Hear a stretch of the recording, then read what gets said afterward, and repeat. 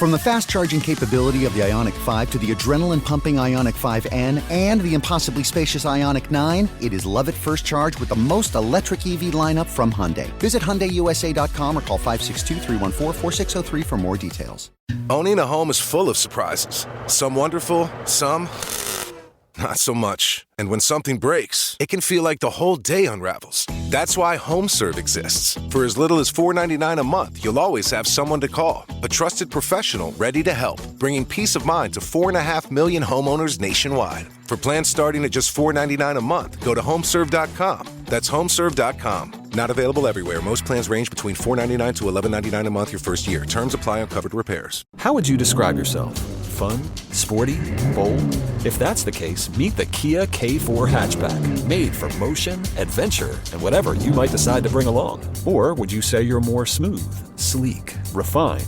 If so, there's the Kia K4 sedan. Calm, confident, and ever so modern. 2 personalities, 2 available turbocharged ways forward. The Kia K4 GT Line Turbo and the K4 Hatchback GT Line Turbo.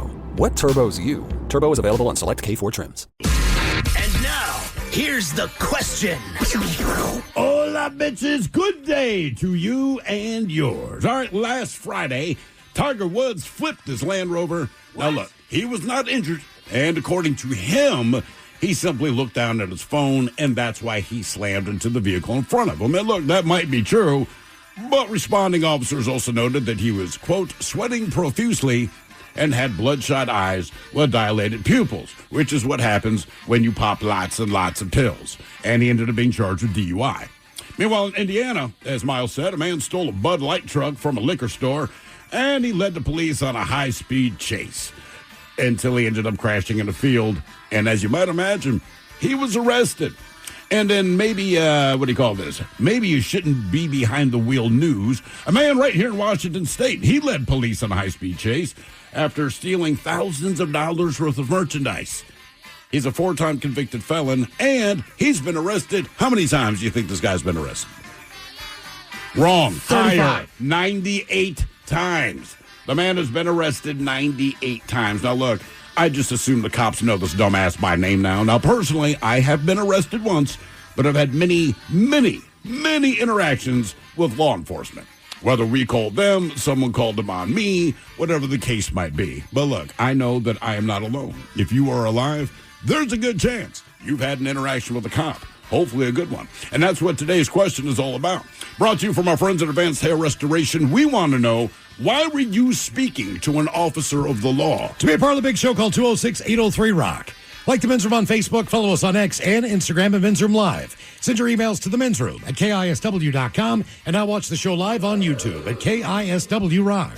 From the fast-charging capability of the Ioniq 5 to the adrenaline-pumping Ioniq 5N and the impossibly spacious Ioniq 9, it is love at first charge with the most electric EV lineup from Hyundai. Visit HyundaiUSA.com or call 562-314-4603 for more details. Owning a home is full of surprises. Some wonderful, some not so much. And when something breaks, it can feel like the whole day unravels. That's why HomeServe exists. For as little as $4.99 a month, you'll always have someone to call. A trusted professional ready to help, bringing peace of mind to 4.5 million homeowners nationwide. For plans starting at just $4.99 a month, go to homeserve.com. That's homeserve.com. Not available everywhere. Most plans range between $4.99 to $11.99 a month your first year. Terms apply on covered repairs. How would you describe yourself? Fun? Sporty? Bold? If that's the case, meet the Kia K4 hatchback. Made for motion, adventure, and whatever you might decide to bring along. Or would you say you're more smooth, sleek, refined? If so, there's the Kia K4 sedan. Calm, confident, and ever so modern. 2 personalities, 2 available turbocharged ways forward. The Kia K4 GT Line Turbo and the K4 Hatchback GT Line Turbo. What turbo's you? Turbo is available on select K4 trims. When it comes to doing taxes, things have officially changed. We're stepping into a new era, and Intuit TurboTax is leading the way. With TurboTax Expert Full Service, you can match with your dedicated TurboTax expert who will take your taxes off your hands entirely. All you do is upload your documents, and your TurboTax expert handles the rest from start to finish. And here's the best part. You can actually see real-time updates on your expert's progress while you go about your day. No guessing, no waiting around wondering what's happening, just total clarity. Plus, you can reach out with unlimited questions at no extra cost, even during nights and weekends throughout tax season. And because they're focused on your unique return, you can feel confident you're getting every dollar you deserve. Visit TurboTax.com today to match with an expert. Real-time updates only in iOS mobile app.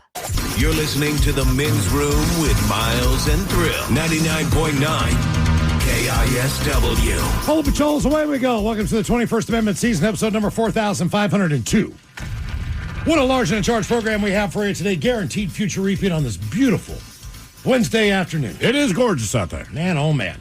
Excited to have comedian Craig Gass on the program. He's coming in at 4:30 today on the show. He is the MC of Amplify Courage. That is going down on Saturday night at the Moore Theater with our buddies Brent and Zach of Shinedown, Nancy Wilson of Hearts, Mike Inez from Alice in Chains, Casper Adult Pants, Aaron Jones, the MC for the night. The one and only Craig Gass. Craig Gass. Nice.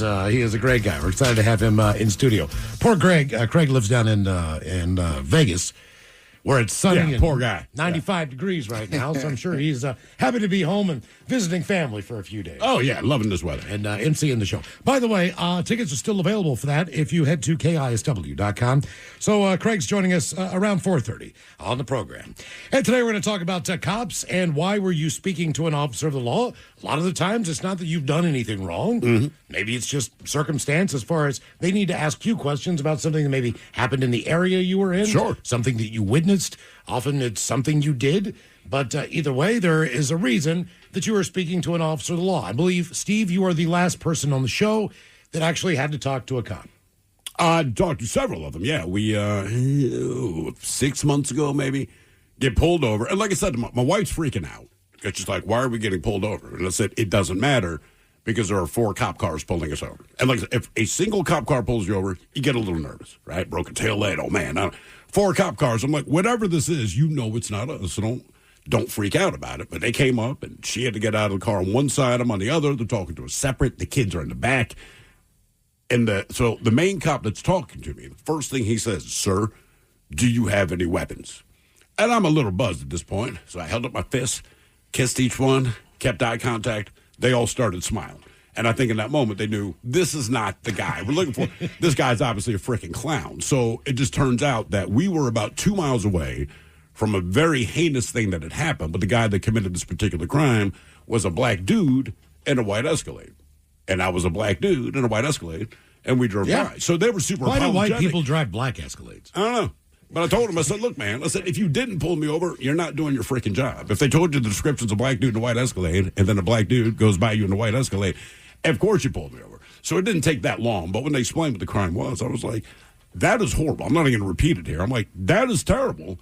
I hope you find that guy. Then I felt bad because I'm like, I don't know where this guy has gone, but you've been talking to me for like 10 minutes, so you need to go get this guy. But they were, there's the one nice guy who's talking to me. There's always like the serious guy, kind of has his hands near the gun. But as soon as I kiss my fist, everyone eased up. Like, this guy's a moron, right? And I'm like, that's the easiest way to break the ice. Just like, guys, I don't know why you're pulling me over. Doesn't matter. I know it's not me. And then, of course, there's people on the sidewalk going, why are there so many cops? Again, I'm like, don't know, but I know it's not me. So as dumb as that sounds, I would rather have 15 cop cars pull me over because I know I'm not the guy they're looking for. One cop car, I'm like, this might be bad. Yeah. It's just like, because my wife was freaking out. And I'm like, why are you worried? I said, look, we haven't done anything. So no matter what happens, we're not the people they're looking for. We're not the droids you're looking for, right? So I'm like, don't worry about it. So she was really worked up after it all. And I'm like, why? Well, the last time I talked to a cop was because I got a speeding ticket. And I was in rural Oregon, way down by Coos Bay. It's a 2-lane road. There's nobody on it. And it was a 55 zone. Yeah. I might have been going a little over 70, something like that. I know you were. But yeah. No. Well, it's in the middle of nowhere. It's just trees and stuff. So I'm flying on the road, man. I don't realize this. Is there any other traffic? No. There's nobody on the road. It really is just me. Yeah. It's a Sunday morning. I'm driving back from playing golf in Bandon. And this guy, I did not realize this. But then when I got into Coos Bay, it's more of a kind of a bigger town. Yeah. I might have been going a little faster than that. I'm not exactly sure. All I know is this. It took him about 5 miles to catch up with me. Yeah. Because we had to go through the town with lights and traffic, and it's a 2-lane road, so you can't exactly pass people in the middle of town. So of Tiger course, can. Yes, he can. Well, of he course- can't. No, he Well, cannot. He can try. He So, tries. so, yes. so I start booking it. I mean, after I get out of the town again. Yeah. Because I'm back to the road. I'm back to 55, whatever the speed limit is. So I tear off, man. And I look at my rearview mirror, and faintly I see lights. And I'm like, uh-oh, man, that's an ambulance or a fire truck or something, man. I'm like, no, that's a cop. And he's coming in on me, man. And he drove up to my back about 2 feet away from my car. I mean, 2 feet away from my car. So now, it is a rural area. I am still trying to find a place to pull over. Yeah. There's just not one. You know, it's basically just the side of the roads. It's a berm. That's it. So I go another probably half mile or so, which Yeah. seemed like 10 minutes. Of course, when they're right on your ass. Exactly. Like, I'm like, why can I not find just even a little road to pull off into? But I could not. So the guy, I mean, he storms out of that car at me. Like he is going to kill me. And I rolled down the window and he goes, do you have any idea, man, where I gunned you? And I was like, no. He's like, it's like 6 miles away, man. Right. He's like, that's when I got you on radar. 6 miles away. He's like, what are you doing? I'm like, dude, I got to drive back to Seattle. It's like a 7.5, 8 hour drive. I was just trying to make up some time, man. He's like, please, Jesus Christ, man. He's like, you know I need to write you a ticket. I'm like, it's fine. Not a big deal. You know, like Just take the ticket. Yeah, I'm going to take the ticket. I was like, can I just pay for it right here? Which would be more than convenient. They don't let you, though, right? I would prefer that. I mean, just like they have like one of those things that the waiter carries If they had around. like a square, you know what I mean? Like, I got a credit card. I will pay Yeah, my just- due. yeah. Just be done with it. I just want to get it over with. I don't want to mail I'm with something you. in. I don't know, but you can't. No, you can't. I don't know why. I think it'd even be convenient for cops. Yes. You know, like if they Yeah, just had the square, like, look, man, if you got it, you can pay it later if you want, but if you just want to pay for it now, just get it done, right? And then get it over with. But he was actually very nice to me. He's like, just please, man, slow down. I'm like, okay, all right, no worries. Did you? I mean, when I got to I-5, I was me again. Right. I mean, that, what is it, Willamette Valley? It's just straight. It's just a straight road. I mean, for miles until you get to until you get to Eugene. Willamette. Yeah, Willamette. Rhymes with damn it. Right, Willamette. Willamette. Yeah, that it's a. They told us 1,000 times at that Ducks game. Yeah, it's a straight stretch of road, man. You just basically just haul ass. There's nothing to see until you get to In-N-Out Burger, which I believe is in Salem. So I was hurrying to go get a hamburger for lunch. That's what I also told the guys. Like, man, I just want to get to In-N-Out Burger, get back to Seattle. You've been in a hurry as long as I've known you. Yeah. Always in a hurry. I'm hungry. Always hungry. Like, you don't have to make an excuse. You drive fast. But the time that I thought I was really going to get in trouble, I was about 20 years old. This was the big house that I lived in with like 7 or 8 other guys.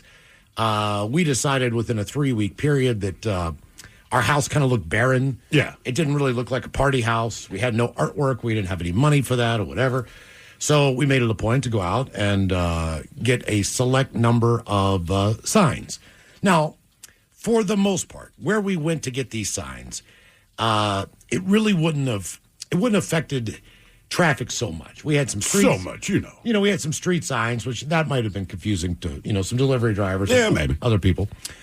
But it wasn't like we had a children's crossing sign or anything like that. We had the one speed limit. School zone. Yeah, the one speed limit sign I had was like 15 miles an hour. We had the deer in the area. Mm-hmm. Look, man, you can look at the sign and go, oh, deer are here. That doesn't mean a deer ain't going to jump out in the middle of the road. And you're gonna hit Exactly. it. You can't, you ain't going to slow down because you think a deer is going to jump out.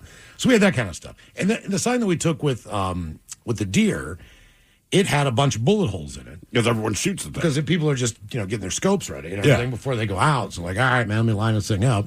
They just shoot the damn sign and they keep on driving. Right. Once they're locked in. So we had one of those.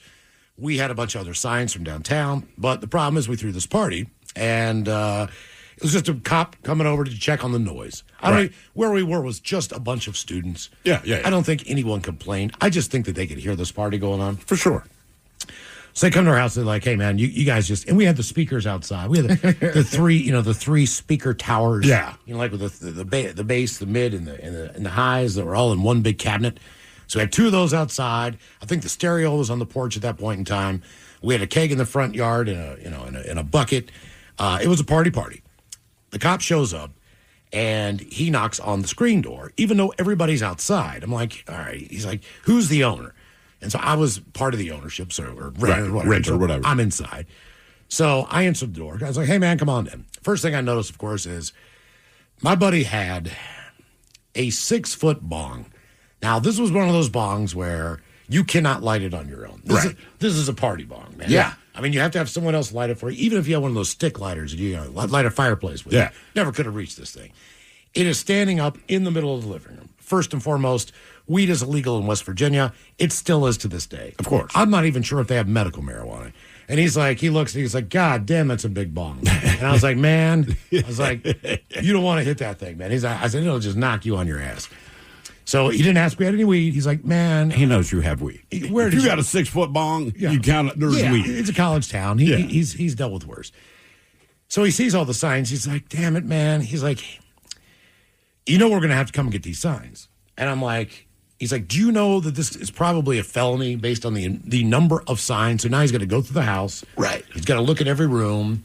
Thinks one of my buddies was hooking up at the time, knock on the door. They had to get dressed, open the door. He's got 2 signs in his bedroom. I had like 2 or 3 signs in mine. The funniest part about this whole story is when I had the door closed to my bedroom, and at the time, I don't know why I had this, but it was just college days, I had about a 5 to 6 foot inflatable Godzilla. Of course. All right? In my bedroom. It's dark. He opens the door. He sees this thing. I see him go for his gun. He's going to shoot the inflatable Godzilla. What do you have to say? Godzilla. So I turned on the light. He's like, yeah, I've got 3 signs in my room. By the time it's all said and done, we have probably 10 to 15 street signs in our apartment. And he's like, man, this is almost a felony. He's like, you don't understand the value of these signs. He's like, I'm going to have somebody here tomorrow morning at 8 a.m. They're coming to collect these signs, get them all off your walls. He'll be here in the morning. So they sent a basic Department of Transportation truck. Yeah. The kind with the orange lights. Mm-hmm. All right. So this guy comes. He's like, Jesus Christ, fellas. He was just like, I cannot believe you have all these signs, because it was his job to replace each and every one of them. Right. So, I mean, He's just annoyed. It's one dude. That's all it is, One right? dude, one crew who does this. Yeah. Basically, the city and the county. And he's the guy. So he's like, man, I wondered, and the one of them, he's like, how did you guys get up that high? And I'm like, my buddy Brett's a climber, man. He can scale anything. Right. He's like Spider-Man, man. So he got up there with a wrench and took that thing down. He's like, how did he lower it? He's like, that thing weighs like 30 pounds. I'm like, dude, he's strong. He can pull himself up with one arm. Right. He went up there, did it with a wrench, grabbed it, brought it down. He's like, to be honest with you, we couldn't even close the trunk. We could barely get this thing in the car. Yeah. Because it was so big, it couldn't get in the back door. Like the street signs are massive. You just don't realize. You don't realize until you physically see that thing. Right. So basically, we had put the back seat, one of the back seats down through the trunk, and pushed it through that way, but the trunk still wouldn't close. So I know for a fact we took a piece of string and tied the trunk closed, or used a bungee cord or whatever it was for that one. But that guy he's like, man, he's like, you don't understand. He's like, you lose a sign occasionally. You need to replace a sign occasionally if something changes. He's like, but in my lifetime, he's like, in the past 3 weeks, he's like, I've never had to go out and replace 15 signs before ever. Right. He's like, so I knew something was up. And we were like, man, we would have still had him if we hadn't had this party and the cop didn't come. And, he did not arrest us. He did not fine us. It was not worth it. It was almost to the point where it could have been a felony based on the amount of the value of those signs and the amount to replace them. That's the difference. So all that together was like, but he's like, look, man, I know you guys are kids. I'm going to let you go. The whole deal. That is why. He took his signs, took off. I mean, my heart was pounding because he was telling me all the things that could potentially happen if he felt or so chose to do so. Right. That's why. Be nice. So we were cool. We turned the music down. I mean, we were perfect after that because of course. We didn't know if he was coming back in the morning too. We didn't know who was coming to get these signs. We knew somebody was coming in the morning, so we were like, look, let's just keep the volume down. He knows we have a bong. I mean, they could come back if they wanted to, and they could try to see if we have any weed in the house. Like, he's already been through the entire house. Right. He knows everything in here. Like, every one of my roommates had a bong in their room. Of course. I mean, that was the party bong. Yeah. Yeah. But all of us had. Did you tell them that? Oh, this is just the party bong, man. Yeah. We each have individual use. Individual, We break this. It's like a beer bong. Yeah. We had that in the front yard. You basically only break that out when you're having a kegger. Or if you're at a tailgate or whatever, but you don't just go home and start shotgunning. Be bold at a tailgate. Shotgun a 6-foot bong. Well, no, I'm talking about that, a beer bong. Oh, the beer bong, yeah. You know what I'm saying? Like, we had, we were 20.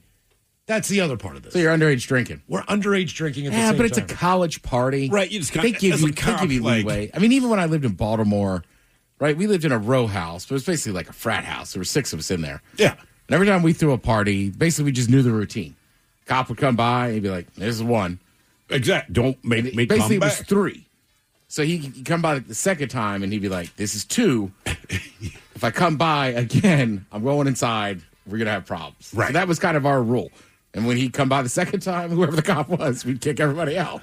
Yeah, they were pretty cool. I will Yeah. give them that in Baltimore, man. They were bad in a lot of ways, but when it came to parties, it's just like, dude, do not make me come back. And Well, I will also say, growing up in PG County, so my sister, for a couple of years, went to like a very fancy school in Montgomery County. So after prom or something, she's going to have people over, right? My parents have been like, all right, you're going to have a little party. So the school found out who was having parties. Her school. They called Montgomery County cops, and they went and busted all these parties. all right. They called the PG County cops. They basically were like, yeah, we don't give a crap. Is she murdering someone? We got real crime in this man. county. Yeah. Just hung up on it. People here are poor. Leave us alone. Why were you speaking to an officer of the law? 206-803-ROCK. From the fast charging capability of the Ioniq 5 to the adrenaline pumping Ioniq 5N and the impossibly spacious Ioniq 9, it is love at first charge with the most electric EV lineup from Hyundai. Visit HyundaiUSA.com or call 562-314-4603 for more details. It never happens at a good time. The pipe bursts at midnight. The heater quits on the coldest night. Suddenly, you're overwhelmed. That's when HomeServe is here. For $4.99 a month, you're never alone. Just call their 24/7 hotline and a local pro is on the way. Trusted by millions, HomeServe delivers peace of mind when you need it most. For plans starting at just $4.99 a month, go to HomeServe.com. That's HomeServe.com. Not available everywhere. Most plans range between $4.99 to $11.99 a month your first year. Terms apply on covered repairs. How would you describe yourself? Fun? Sporty? Bold? If that's the case, meet the Kia K4 hatchback. Made for motion, adventure, and whatever you might decide to bring along. Or would you say you're more smooth, sleek, refined? If so, there's the Kia K4 sedan. Calm, confident, and ever so modern. 2 personalities, 2 available turbocharged ways forward. The Kia K4 GT Line Turbo and the K4 Hatchback GT Line Turbo. What turbo's you? Turbo is available on select K4 trims. When it comes to doing taxes, things have officially changed. We're stepping into a new era, and Intuit TurboTax is leading the way. With TurboTax Expert Full Service, you can match with your dedicated TurboTax expert who will take your taxes off your hands entirely. All you do is upload your documents, and your TurboTax expert handles the rest from start to finish. And here's the best part. You can actually see real-time updates on your expert's progress while you go about your day. No guessing, no waiting around wondering what's happening, just total clarity. Plus, you can reach out with unlimited questions at no extra cost, even during nights and weekends throughout tax season. And because they're focused on your unique return, you can feel confident you're getting every dollar you deserve. Visit TurboTax.com today to match with an expert. Real-time updates only in iOS mobile app. Carpal tunnel syndrome, heart failure that doesn't improve with common medicines. These are some signs and symptoms associated with ATTR-CM, or the cardiomyopathy of ATTR amyloidosis, a serious heart condition with symptoms that get worse over time. Amvuttra, vutrisiran, is a prescription medicine given by a healthcare provider that treats ATTR-CM in adults to reduce heart-related death, hospital stays, and urgent visits. In a clinical study, Amvuttra was proven to help people live longer and have fewer heart-related hospital stays and urgent visits over 3 years compared to placebo. Amvuttra lowers the amount of vitamin A in your blood, which can affect vision. Other side effects include pain in the arms or legs, pain in the joints, and shortness of breath. These are not all the possible side effects of Amvuttra. For prescribing information, call 1-833-256-2748 or learn more at amvuttra.com. Ask your doctor about Amvuttra for ATTR-CM. Talking to the cops, there's a guy here in Washington who has just been arrested for the 98th time. I mean, come on, man. This time he led officers on a high-speed chase after stealing thousands of dollars worth of merchandise from several stores in the past week. Now, the cops called off the chase due to the extremely reckless behavior of the driver. But they did track him down a while later, and they did apprehend him. Police found a bunch of stolen merchandise and drugs while searching his truck. And get this, they also saw a custom bong device built into the dash. so he could comfortably smoke some weed while driving. Oh. The driver is a 4-time convicted felon. He has 27 misdemeanor convictions across those 97 prior arrests. Now he's facing charges of DUI, eluding police, and possession of narcotics. I like that he has his bong built into the steering wheel. I need to see this apparatus. Bro, I know. Come on. I've seen it one time in a golf bag. Okay. It was kind of like, you've seen the tubes that you put in, Ted, to basically put your clubs in? Yeah. He had one of those and just converted it into a bong and had the hit coming out of the bowl coming out of the bag. I've seen the club that looks like a driver. Yeah. But it's a little bit thicker in there. And then you open the little spout on the driver and kind of pump it, and it puts out whatever you filled it up with. Yeah. Good times. Why were you speaking to an officer of the law? 206-803-ROCK. A bong built in his car. Yeah. Keep in mind, he's been arrested 98 times. Are we shocked? Hello, Adam. Welcome to the men's room. Hola, bitches. Hola. So, one of my first memories, or at least adult memories, was we had just moved back to California in the Bay Area. This was before weed was decriminalized, and our entire apartment, brand new, first night in it, smoke everywhere. You couldn't see through it, and there's a knock at the door, and it was the cops. And they were asking for someone named Jose Garcia, who we'd never heard this name.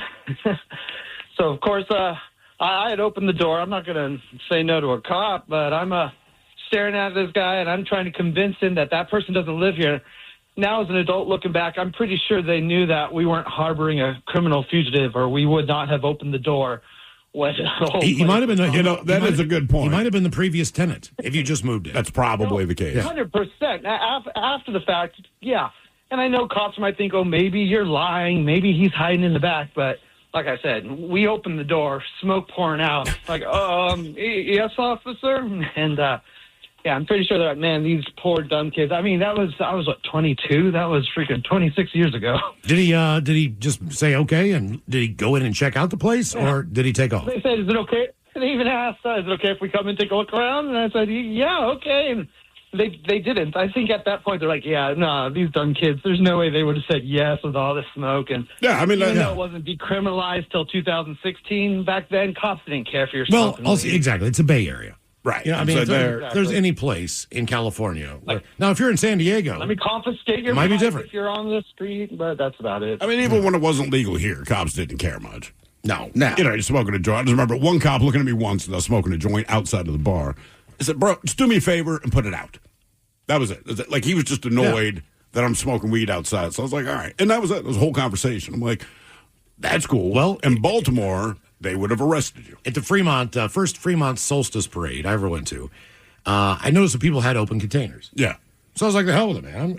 I can walk right up here and go grab a couple beers and bring them down here. And I'm drinking a tall boy. And this cop comes up and he goes, and I was smoking a joint with my buddy. And he goes, hey, you can't have an open container. Right. They don't care about the illegal weed. Right. You can't have the we open were passing container. a bowl around. And he's like, no. He's like, just put it in a cup. And I was like, I can do that. Right. That's the conversation we're having. I live right here, man. I can do that, no problem. I mean, that's the brown bag with the 40. Right. Everyone knows the what's cops in it. know that guy sitting there. I mean, not as much here, but on the East Coast, like, you're sitting out there drinking. What do they tell you at the tailgate? Can you just put it in a red cup? Put it in a cup. Put it in a cup. Or at least put a koozie on it. And no one drinks a Coca-Cola out of a red cup. That's I mean, it's like the Crown Royal bag. You know that nothing, what's in there. Right. Nothing legal is in your Crown Royal bag. Exactly. Kind of ironic. You're the one person today you're not doing it, but you were pretty strict for a while about having your soda on ice. We don't really have any ice. All right. Yeah, we don't have any. Maybe I can make ice in the freezer. I did it last weekend. You made ice? Well, I don't generally have ice, but I still have a bag in there from when my mom was in town. But I was having a soda, and I was like, I'm going to put it over ice. So much better, wasn't it? Honestly, it was. Yeah, I'm telling you. It felt more special. Yeah, it is. Yeah, and I use red cups or green cups just all the time. I just like them. Yeah, I know you do. Why were you speaking to an officer of the law? 206-803-ROCK. I also need to buy more, as I've bought them since Christmas, because they're green. Well, you have green cups now. Correct. Okay. But I'm like, why do I have green ones? Like, I must have bought them at Christmas. That does look weird. Like, if it's not a red cup, you're like, what the hell kind of cup is that? Like, it's still a plastic cup. It's just not red. Right. If you go to a tailgate, like if you go to a Husky tailgate, people have gold ones or purple ones. Sure, understood. But outside the holidays, I just have weird green ones. Hello, Peter. Welcome to the men's room. Hola, bitches. Hola. Nice. Hey, so my thing happened actually in one of you guys' events. It was a pain in the grass at the White River Amphitheater. Me and my buddy Jacob just got done with a major session on our vape pens. We're heading over to the beer garden to get some beverages, some beers. And it was kind of full, so we, took a spot next to these lovely people, good-looking people with women and wives, I'm guessing. And we all get talking and stuff, and they kind of setting us up. And they're like, hey, so did you ever run into cops when you were in high school or anything like that? And we are telling them this story, how we got pulled over, and I'm stashing an ounce of weed behind the speaker in the, side door as the cops come up to the car. It actually happened. We got lucky. We didn't get busted. Anyways, and they go, so did they have the badges like these? And they pull out their wallets with badges in them. And as you can imagine, we are, pretty lit up. So we're like, whoa. And they're like, chill. We're just messing with you. We just wanted to see you guys' reaction. And they were actually super cool and came out to, listen to music and hang out with the radio station and everything. But, yeah, it was really cool. And you should have seen our faces when you pulled that wallet out right we were telling them that story. We were like, wow. Yeah, it's not the story you want to share. Yeah. Like, oh. We really don't. They knew we were high and they were totally messing with us. It was epic. We've never really had an incident at any of our events in 21 years. We did have one in Baltimore. We had a coworker get arrested. Well, yeah, that's true. He's an idiot. Had a pain in the grass. Our coworker was arrested? Yeah. I don't remember. I don't remember that either. I know you're trying to be subtle. You know who it is. I mean, Mike wouldn't know. Is it who I'm assuming it is? Yes. Okay. What did they do to get arrested? So we were backstage and people had red cups. So I believe first it's exactly. Of course. All right. So I believe first he went upstairs with a red cup, which obviously at White River, they don't sell anything in red cups. Correct. Okay. Right? So that's kind of a first. And then, I don't know, the cops, something else happened, but I know he got arrested. He got arrested. Well, they put him in cuffs and put him in the little jail at White River. White River has a jail. There's an area they can put you in cuffs and hold you. Okay. So, and then I want to say either Castle or Hair Club had to go in there and basically please let him go. Are you kidding me? You guys don't remember. I do not remember that. You get arrested at your own damn event. It was, yeah. I mean, he's an idiot, but still, I didn't know he was. Was he running stupid. his mouth to the cop? But that's the thing. I'm sure they told him something about the open container. Yeah. Again, and look, these aren't hard rules, right? Yeah. Backstage, it's fine. Don't go up to the that's all. To the whatever you call it. And then he did something else while he was up there, kind of goofing off, thinking he'd get away with it. And the cops over there were just like, no. That dude is stupid. God, he's stupid. We had the SWAT team from Baltimore go to one of our events because Steve got on a on a megaphone and started screaming into it. The problem was it was like this huge concrete patio, and where we were downtown, that sound traveled. Oh yeah. So somebody called the cops and said, "Man, it sounds like there's a riot going on or something." I was bitching about our boss because he's a D-bag, right? And I was hammered. I can't remember what had gone down that day, but I was livid at this guy. I still hate his guts. So I'm just screaming into the microphone. I didn't realize that the riot police had showed up. Oh, they have shields. Oh, yeah. They're in a line. I've never seen anything like this. I've seen plenty of Baltimore cops. They were not them. Right. They were a different, separate unit that goes out when the S hits the fan. Yeah. And I was just spouting off, man. I remember Miles just kind of pulled the mic away from my hand. They kind of pointed, and I'm like, oh, damn. All right. Why are they here? They're here for you. Exactly. I didn't know that. My bad, fellas. And again, they pieced together, I'm just some idiot. They left, but I did not notice them show up until Miles kind of grabbed the mic. And I was early on in my dating of my current wife. Oh, yeah? Yeah. She was really impressed. That's great stuff. Actually, we did an event. We should get married. It was like at a pool hall or something. I don't remember, but it's a brother wearing a suit. And when he turned around, I saw the badge clipped on his belt. And he looks at me and he says, "Are you Stephen Hill?" And I said, "No."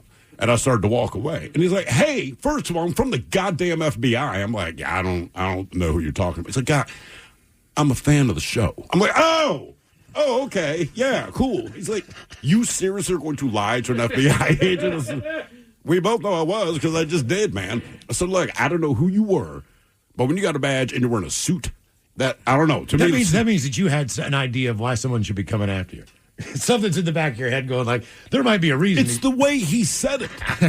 You know, like he's FBI, so I know they're a serious group, but just the way he said, "Are you Stephen Hill?" Right? There's no smile or anything on his face. So I was like, "I'm not, man," and turned around to leave. And he's like, "Oh my God, dude!" He's like, "I'm an FBI agent. Do not lie to me." And I'm a fan. And I'm like, it's nice to meet you, bro. Nice meeting you. Thank you. It's just like, Jesus Christ. Why were you speaking to an officer of the law? 206-803-ROCK. Hello, Ian. Welcome to the men's room.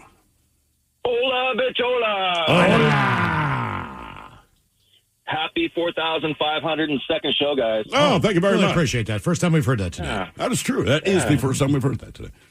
Oh, good. I'm glad I could bring joy to your guys' faces. I appreciate it. So I got arrested I mistakenly got arrested for attempted grand theft auto. You mistakenly got arrested. How did you mistakenly get arrested?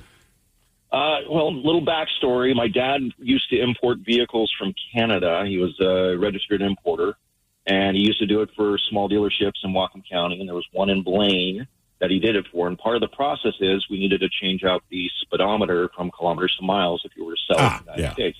That was my job. So I was there on a Sunday in Blaine at this small car dealership, cars on the front row. My best buddy's in the passenger seat. I have a key to a car that the owner left for me to do it. I have the car on, the radio going, the windows down, and all of a sudden we see like a Volkswagen stop on the side of the road for like 3 minutes or whatever. Didn't think anything of it. Next thing we know, about 5 minutes later, guns drawn, both sides, coming up the side, get out with your hands up, keep them where we can see them. Turn the car off, got out, backed all the way back up to the back end of the car, put us down on our knees. I threw the key. They cuffed us and put us both in separate cop cars. Now, did you have any idea why this was happening? Not at the time. They went ahead and got a call that there was suspicious activity and somebody was in a car and it looked like they were tearing it apart and the windows were open. And, so we got cuffed, each one of us, put in separate cop cars and had to tell them why. And were you at the dealership or were you just on a random parking lot or something? No, it was at a dealership. It was a small, pot lot. So it only had 25 cars or something on it, but a used car lot. And, I told the guys, I said, call the number on the sign over there, talk to Don. He'll tell you that I'm okay. They asked me my name, date of birth, all that kind of stuff. Called him up. And then next thing you know, they came over and we all had a laugh about it and they let us go. Okay. I got a couple questions. Are there different cars that you can get in Canada that you cannot get in the United States? Well, yeah, but they won't import to the U.S. They have to be a U.S. proper vehicle. So what I mean is, if Toyota has a car that they don't sell in the United States, and you can get it in Canada, could you transfer that down here? If it's more than 25 years old. If it's more than 25 years old. Yeah. So up in Canada, they have something called a Nissan X-Trail, which is like a very square, smaller than the old school Pathfinders. Okay. And they don't make them in the United States. But if you found one that was over 25 years old, which they don't make them in 25 years ago, you could import it to the States being a classic car or something like that. That's why you find a lot of those diesel Land Rovers coming here. They didn't make the diesel Land Rover for the United States. They made it for European markets and Mexican markets. But now that they're the late 90s, it's after 25 years, and you can import them to the States. So if I bought a new car in Canada that's not a U.S. model, drive it over the border here, do I have to get rid? How would that work? Look, man, I bought it in Canada, whatever. I happen to live in Seattle. Drive it over to the border. Is it a whole different way I have to register or what? Yeah. So, if you couldn't buy a new car, first of all, because they won't sell it to anybody that doesn't live in Canada. But if you buy a used car, you could import it. You might be able to import it yourself. You might have to get a registered importer to do it. But it has to come through. It has to sit at a lot for 30 days at least while the registered importing paperwork is going through, and then gets released, and then you can get it over to Miles and drive it around and register and pay the tax. Did not know that. Yeah.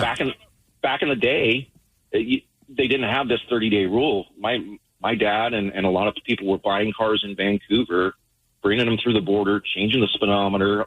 They bought them on a Wednesday or a Thursday. My apologies, in Vancouver. And by Wednesday, they were selling them at the auction in Seattle. They used the exchange rate for profitability. How hard is it to pull a dash off like that and replace that stuff? It depends on the vehicle. The new cars, they're all LED screens and stuff like that. But this was like a 2001 Infinity QX4, like a Nissan Pathfinder. And, they'd have bolts and screws and that kind of stuff. And, it took you half an hour to go ahead and replace it or whatever. The easiest one back in the day was Jeep Wranglers, like a 1991 Jeep Wrangler. I could have the speedometer out and back in and the whole dash taken out and in 7.5 minutes. Damn. Wow. We never give them much thought, but we're in Vancouver over the weekend for a volleyball tournament. And we realized we're looking at our speedometer, and then we're looking, it's 100 kilometers per hour or something. Which is what, 65, 60? Well, that's the thing. My wife and I'm like, I think it's about 65 miles an hour. So, look, if we get pulled over for speeding, we'll still get a ticket. But, dude, honestly, because on this, we rented a car to go up there. Because on a lot of cars, when you look on the dash, the kilometers will be under the miles per hour, right? This one didn't have that. So I'm like, I don't know if we're speeding.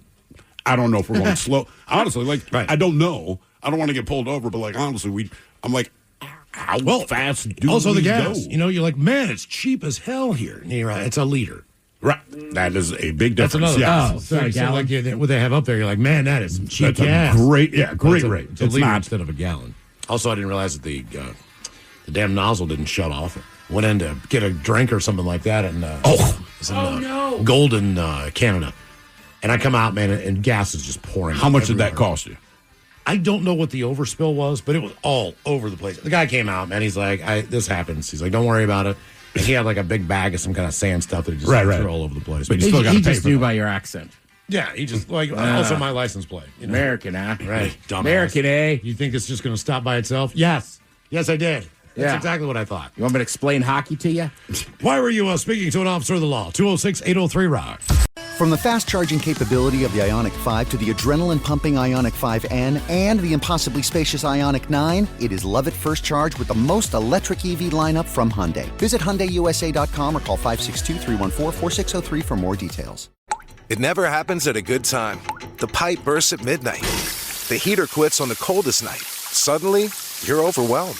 That's when HomeServe is here. For $4.99 a month, you're never alone. Just call their 24/7 hotline and a local pro is on the way. Trusted by millions, HomeServe delivers peace of mind when you need it most. For plans starting at just $4.99 a month, go to HomeServe.com. That's HomeServe.com. Not available everywhere. Most plans range between $4.99 to $11.99 a month your first year. Terms apply on covered repairs. How would you describe yourself? Fun? Sporty? Bold? If that's the case, meet the Kia K4 hatchback. Made for motion, adventure, and whatever you might decide to bring along. Or would you say you're more smooth, sleek, refined? If so, there's the Kia K4 sedan. Calm, confident, and ever so modern. 2 personalities, 2 available turbocharged ways forward. The Kia K4 GT Line Turbo and the K4 Hatchback GT Line Turbo. What turbo's you? Turbo is available on select K4 trims. When it comes to doing taxes, things have officially changed. We're stepping into a new era, and Intuit TurboTax is leading the way. With TurboTax Expert Full Service, you can match with your dedicated TurboTax expert who will take your taxes off your hands entirely. All you do is upload your documents, and your TurboTax expert handles the rest from start to finish. And here's the best part. You can actually see real-time updates on your expert's progress while you go about your day. No guessing, no waiting around wondering what's happening, just total clarity. Plus, you can reach out with unlimited questions at no extra cost, even during nights and weekends throughout tax season. And because they're focused on your unique return, you can feel confident you're getting every dollar you deserve. Visit TurboTax.com today to match with an expert. Real-time updates only in iOS mobile app. Carpal tunnel syndrome, heart failure that doesn't improve with common medicines. These are some signs and symptoms associated with ATTR-CM, or the cardiomyopathy of ATTR amyloidosis, a serious heart condition with symptoms that get worse over time. Amvuttra, vutrisiran, is a prescription medicine given by a healthcare provider that treats ATTR-CM in adults to reduce heart-related death, hospital stays, and urgent visits. In a clinical study, Amvuttra was proven to help people live longer and have fewer heart-related hospital stays and urgent visits over 3 years compared to placebo. Amvuttra lowers the amount of vitamin A in your blood, which can affect vision. Other side effects include pain in the arms or legs, pain in the joints, and shortness of breath. These are not all the possible side effects of Amvuttra. For prescribing information, call 1-833-256-2748 or learn more at amvuttra.com. Ask your doctor about Amvuttra for ATTR-CM. When it comes to same-day grocery delivery, Shipt knows your expectations are high. You didn't just order cookies. You ordered the coconut macaroons that help you power through 3 p.m. meetings. And you definitely didn't just order baby carrots. You ordered the one veggie your kindergartner willingly snacks on. With Shipt, you don't just order groceries. You order attentive service from personal shoppers who care about the details. See the difference by downloading the app or visiting Shipt.com. That's SHIPT.com. Just got a new puppy or kitten? Congrats. But also, yikes. Between crates, beds, toys, treats, and those first few vet visits, you've probably already dropped a small fortune, which is where Lemonade Pet Insurance comes in. It helps cover vet costs so you can focus on what's best for your new pet. The coverage is customizable, sign-up is quick and easy, and your claims are handled in as little as 3 seconds. Pro tip, Lemonade offers a package specifically for puppies and kittens. Get a quote at lemonade.com/pet. Your future self will thank you. Your pet won't. They don't know what insurance is. Carpal tunnel syndrome, heart failure that doesn't improve with common medicines. These are some signs and symptoms associated with ATTR-CM, or the cardiomyopathy of ATTR amyloidosis, a serious heart condition with symptoms that get worse over time. Amvuttra, vutrisiran, is a prescription medicine given by a healthcare provider that treats ATTR-CM in adults to reduce heart-related death, hospital stays, and urgent visits. In a clinical study, Amvuttra was proven to help people live longer and have fewer heart-related hospital stays and urgent visits over 3 years compared to placebo. Amvuttra lowers the amount of vitamin A in your blood, which can affect vision. Other side effects include pain in the arms or legs, pain in the joints, and shortness of breath. These are not all the possible side effects of Amvuttra. For prescribing information, call 1-833-256-2748 or learn more at amvuttra.com. Ask your doctor about Amvuttra for ATTR-CM. The shenanigans continue. This is the Men's Room with Miles and Thrill. 41-year-old man in Indiana named Randall Baker stole a Bud Light semi-truck from a liquor store on Friday afternoon. It's unclear if he had some kind of master plan or if he was just thirsty, but he refused to pull over when cops chased him down. So he led them on a chase before eventually hitting a sheriff's vehicle and then crashing into a field. Fortunately, no one was seriously injured. There's no word on how the beer is doing. Randall's blood alcohol level was 0.103, which is over the legal limit. Yeah. He was charged with attempted murder, auto theft, criminal recklessness, resisting arrest, reckless operation of a tractor trailer, and, of course, DWI. Yeah. Good times. Our question, why were you speaking to an officer of the law? 206-803-ROCK. Hello, Derek. Welcome to the Men's Room. Hola, gentlemen. Hola. So it was back in 2013 or so. I was at the bar with my best friend and his girlfriend, and we were hanging out, having a good time. Comes closing time, and I'm by far the most appropriate to be driving. So I drove his girlfriend's vehicle home, and we eventually got to a point where it's a long, straight, no one's ahead of us, there's nothing. It's a 55, and I was like, it's a peppy little stick shift. So I started giving it the beans, and once we got up to about 80 miles an hour or so, I noticed about 500 feet ahead of us on the side of the road, tucked away, was a state trooper. And I panic slammed the brakes, and it's weather like this, mind you, and downshifted maybe one gear too many. And we ended up fishtailing and basically going past him sideways. Good look. That's a great look. All right. You drifted past him. Managed to maintain control and obviously got pulled over. Cop walks up to the window all nonchalant, just like, you almost lost it there. I sure did, officer. Like, and I vaguely gestured to the stick shift. I'm not so used to this. It's not my car. So he does the usual, license, registration, proof of insurance, and hand over my stuff. He pauses for a moment and said, sir, this is your medical marijuana card. That's my proof of insurance, sir. Yeah. Instead of proof of insurance. And my heart sinks. And I'm like, oh, sorry, hand him the right thing. He goes back to his car. He's only back there maybe 5-10 minutes. It felt like an hour. And he comes back to the window, just hands me a speeding ticket and says, all right, you just drive safe now. And that's when the passenger, the girlfriend, starts barking off, well, can I see the radar receipts and all that? Oh, God. No. Shut up. Yeah, exactly. Please. And you always know which one of the friend group is going to be. Oh, yeah. You always know who's going to start running their mouth. Always. Like years ago, and I've told this story before, but we're waiting outside of a hotel. We're going to have a party with friends.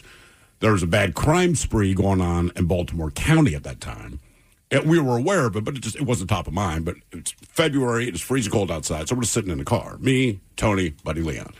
Security guard from the hotel drives by, asks us what we're doing there. And we said, look, honestly, man, a friend of ours rented a room. We're going to have a party. It'll be low-key. It's not going to be a ton of people. And he's like, okay, have a good night.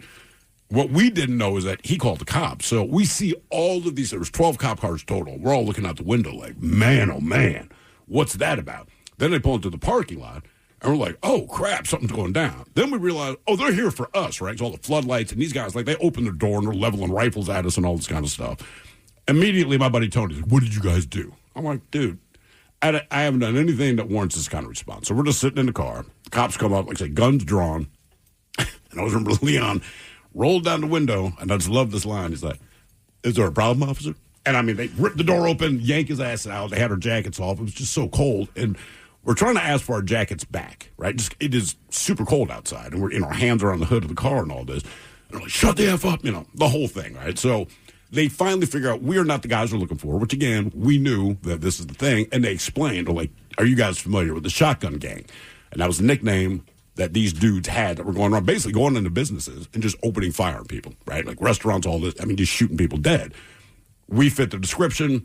I get it, right? So when they explained it, now we're all just kind of chuckling about it, like, no big deal, whatever, man, I hope you guys find them. But as we're finishing up with the comps and everything's cool now, the group of friends that we're going to party with come up, and the one guy that runs his mouth, he had nothing to do with this. By the time he was done talking and giving the cops grief, he got arrested. And we were like, dude, you're so stupid. He went by the nickname Gypsy, but we're like, that dumbass, right? Like, you weren't even here. Like, when you showed up, we're finishing up with the cops. And at this point, everybody's buddy, kind of chummy. You know what I mean? Everything's cool, because if we had been the guys we're looking for, those guys were super dangerous. So I think they were very relieved. There were just three guys hoping to get drunk in a hotel room, right? And everything was fine. So when our friends came up to see what was going on, we kind of explained the situation, and even the cops are chuckling about it. We're chuckling about it, and this guy just starts firing off at the cops, and we're like, dude, like, it's not going to end well. What are you doing? And it didn't. So we ended up not having a party, and he ended up going to jail. Well, you are so stupid. Why were you speaking to an officer of the law? 206-803-ROCK. He's that guy, though. Right? Just had to, right? He just had, and again, he wasn't even there for any of the interaction that we had with the police. He got there after the fact, just started running his mouth. And we're like, you are the dumbest mother. Hello, Matt. Welcome to the men's room. Hey, how you doing? Hola. Hola. Hey, first off, I want to give a quick shout-out to all the Navy Chiefs listening today. It's the 133rd birthday of the Navy Chief Petty Officer.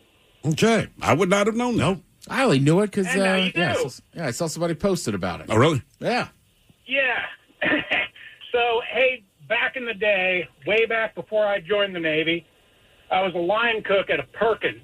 Oh, yeah, living large, brother. Oh, I'm telling you, man. So, worked the graveyard lots, right? So, hitting bar rush and all that stuff. Well, you get to know all the cops, all the local cops, because they come in after the bar rush and get their breakfast and all that stuff. Well, I'd gotten to be pretty good friends with one of the local cops, and decided I was going to take a look at one of his guns that he had for sale. So one night before bar rush started, he said, "Hey, I brought that gun. Go get it out from under the front seat of my car." So I did, and right about that time, the bars closed, and there was a bar right across the parking lot from the Perkins. And out rushes about, 15 guys, and see me stand up, long hair, greasy shirt from cooking, with a gun out of a cop's car. And I don't know, I just thought it was a pretty funny story. And later on, while they're eating their drunk food, they're all pointing and, "Hey, I think that's the guy. I think that's the guy." And nobody ever said anything, but yeah, that was probably one of the funniest stories. I miss Perkins. Is it? Do they still exist? Yes, they do. They're all over Florida. Florida, Georgia, South Carolina, Mississippi, Alabama. Nothing wrong with Perkins. Again, 24 hours a day. Oh, yeah. Breakfast, lunch, or dinner anytime you want it. You know, you just go in there at 2 o'clock in the morning, and you have that in Waffle House. When I was a kid, man. Get the grease in your stomach before you go to bed. If my dad offered to take us to Perkins, it was a great day. They have everything. Hey, you guys want to go to Perkins? I remember, oh, my God, yes. I mean, this place you can get spaghetti and meatballs, and, you know, you can get a hamburger, you can get biscuits and gravy, waffles, pancakes. And they always kind of, I don't know. I didn't grow up with them. Really? I had them in Perkins upstate. in like D.C. Yeah. Oh, like, yeah, man. We're only 5 miles away. And I mean, anytime we got to go to Perkins, it was like, this is going to be a good day. Dad must be in a good mood. Because the menu's huge. I mean, you could just, it was like. And they have all the pictures of your food. Yeah, it was like the first Cheesecake Factory in my mind. Where there's so many options. Yeah. I had no idea what I'm going to get. Why were you speaking to an officer of the law? 206-803-ROCK. Did you ever put the creamers under your parents' car? No. No, I thought you said ketchup packets used to do that. No, we used to do it with the creamers. Did your parents get pissed? Because we would go to Bob's Big Boy. Same thing. Yeah, so it was a big day we went to Yeah. Bob's. But yeah, I was just thinking about the other day as I used one of those little creamers. I was like, God, my dad would get really pissed. Why, did you hear him pop? Or did you just get milk all over the tires in the car? I mean, it's just the tires. Right. In retrospect, it's not even that funny. I don't know. We just thought it was the funniest thing ever. And he would get so mad. How many did you put on one under each tire? Yeah. Okay. It was usually me and my brother. We had like a system. Right. And he would lose his mind. Every time. That's probably why we kept doing it. Right, because it makes him so mad. And in retrospect, I get it. It's littering. But outside of that, like it's a tire and it went over cream. Like, what are you so upset about? Right. Why were you speaking to an officer of the law? 206-803-ROCK. Hello, Beezus. Welcome to the men's room. Hola. Hola. You guys psyched me out. You dung me in there and then didn't talk to me. This is what we do. Are we talking to you now? He thinks we're talking to him, but we're not. This is a recording. All right, we got it? Yep. Okay, so I threw a huge, massive senior party at Mom's house. She had 10 acres of land, and about the last 5 acres of it was pretty much unusable. It was very, very swampy.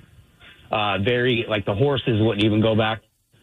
And this is kind of important for the end of the story here. Well, so it massive Spody and a massive and 2 kegs, and the area had a little creek in between it, and I built a bridge with railings across it. I had a honey bucket, the whole nine, and fire down everybody else around it. They all came. It was senior party, but it was pretty laid back. So a couple of older people came in, and one of them, he came in. He was already pretty tuned up. I mean, it's still light out because it doesn't get dark till 30, but we're getting the party rolling, and the fire gets rolling pretty good. And next thing you know, this guy starts popping off to one of my buddies, and I could tell it's starting to get pretty heated. And next thing you know, I see the dude pour out his bottle of beer, and he flips it over and holds it up like a bat. And I'm like, oh, no, this is not going to be good. Because the guy he's popping off to is my buddy. He's a Samoan guy. He's got 2A state lifting records. And when that guy holds up that bottle, he came up looking like King Kong grabbing a log. And I was like, oh, no. So I come up behind that guy holding the bottle. I grab his wrist and I twist it out of his hand and spun him around and hold it down just in case he takes a swing at me. I was going to catch him with the bottle. But as soon as I got him unarmed, he's like, okay, all right. I'm leaving. Everything's cool. So he goes to leave. He's on the other side of the creek, and you can hear him yelling stuff. And then here comes one of my buddies, and he's like, yeah, he's saying that he's effed up bigger fat Samoan bitches than him. And my buddy turns and looks at me, and I was like, oh, all right, let's go. So he starts trotting, that getting up the adrenaline going. Of course. Rips his shirt off, tosses it back to me, And as we come across that bridge, it's thundering. Because he's a big dude, about 260. He's rumbling across that bridge, and the dude turns, the back of his car is facing us, and he's half in the car, half out of the car. and his door is like the old 240Z where there's no metalling around the window. Yeah. It's just the glass. So my buddy straight up spear tackles him over his window, breaks his window, bending his door backwards, slams him on the ground, and anyways, beats the living crap out of him. Guy jumps in his car, cuts Brody's before he leaves. Well, he's got 2 locked gates to get out of. That's why we're like, well, we're good. We're golden. We can party on all night. They can't get us. And so he's stuck at that last gate. My mom's trying to get it open because he's got a mob behind him now. They're beating the crap out of his car. And my mom gets it open. He tears out of there. We lock everything back up, get everybody calmed back down. We get back to the party. We're drinking. We're having a good time. Next thing you know, cops.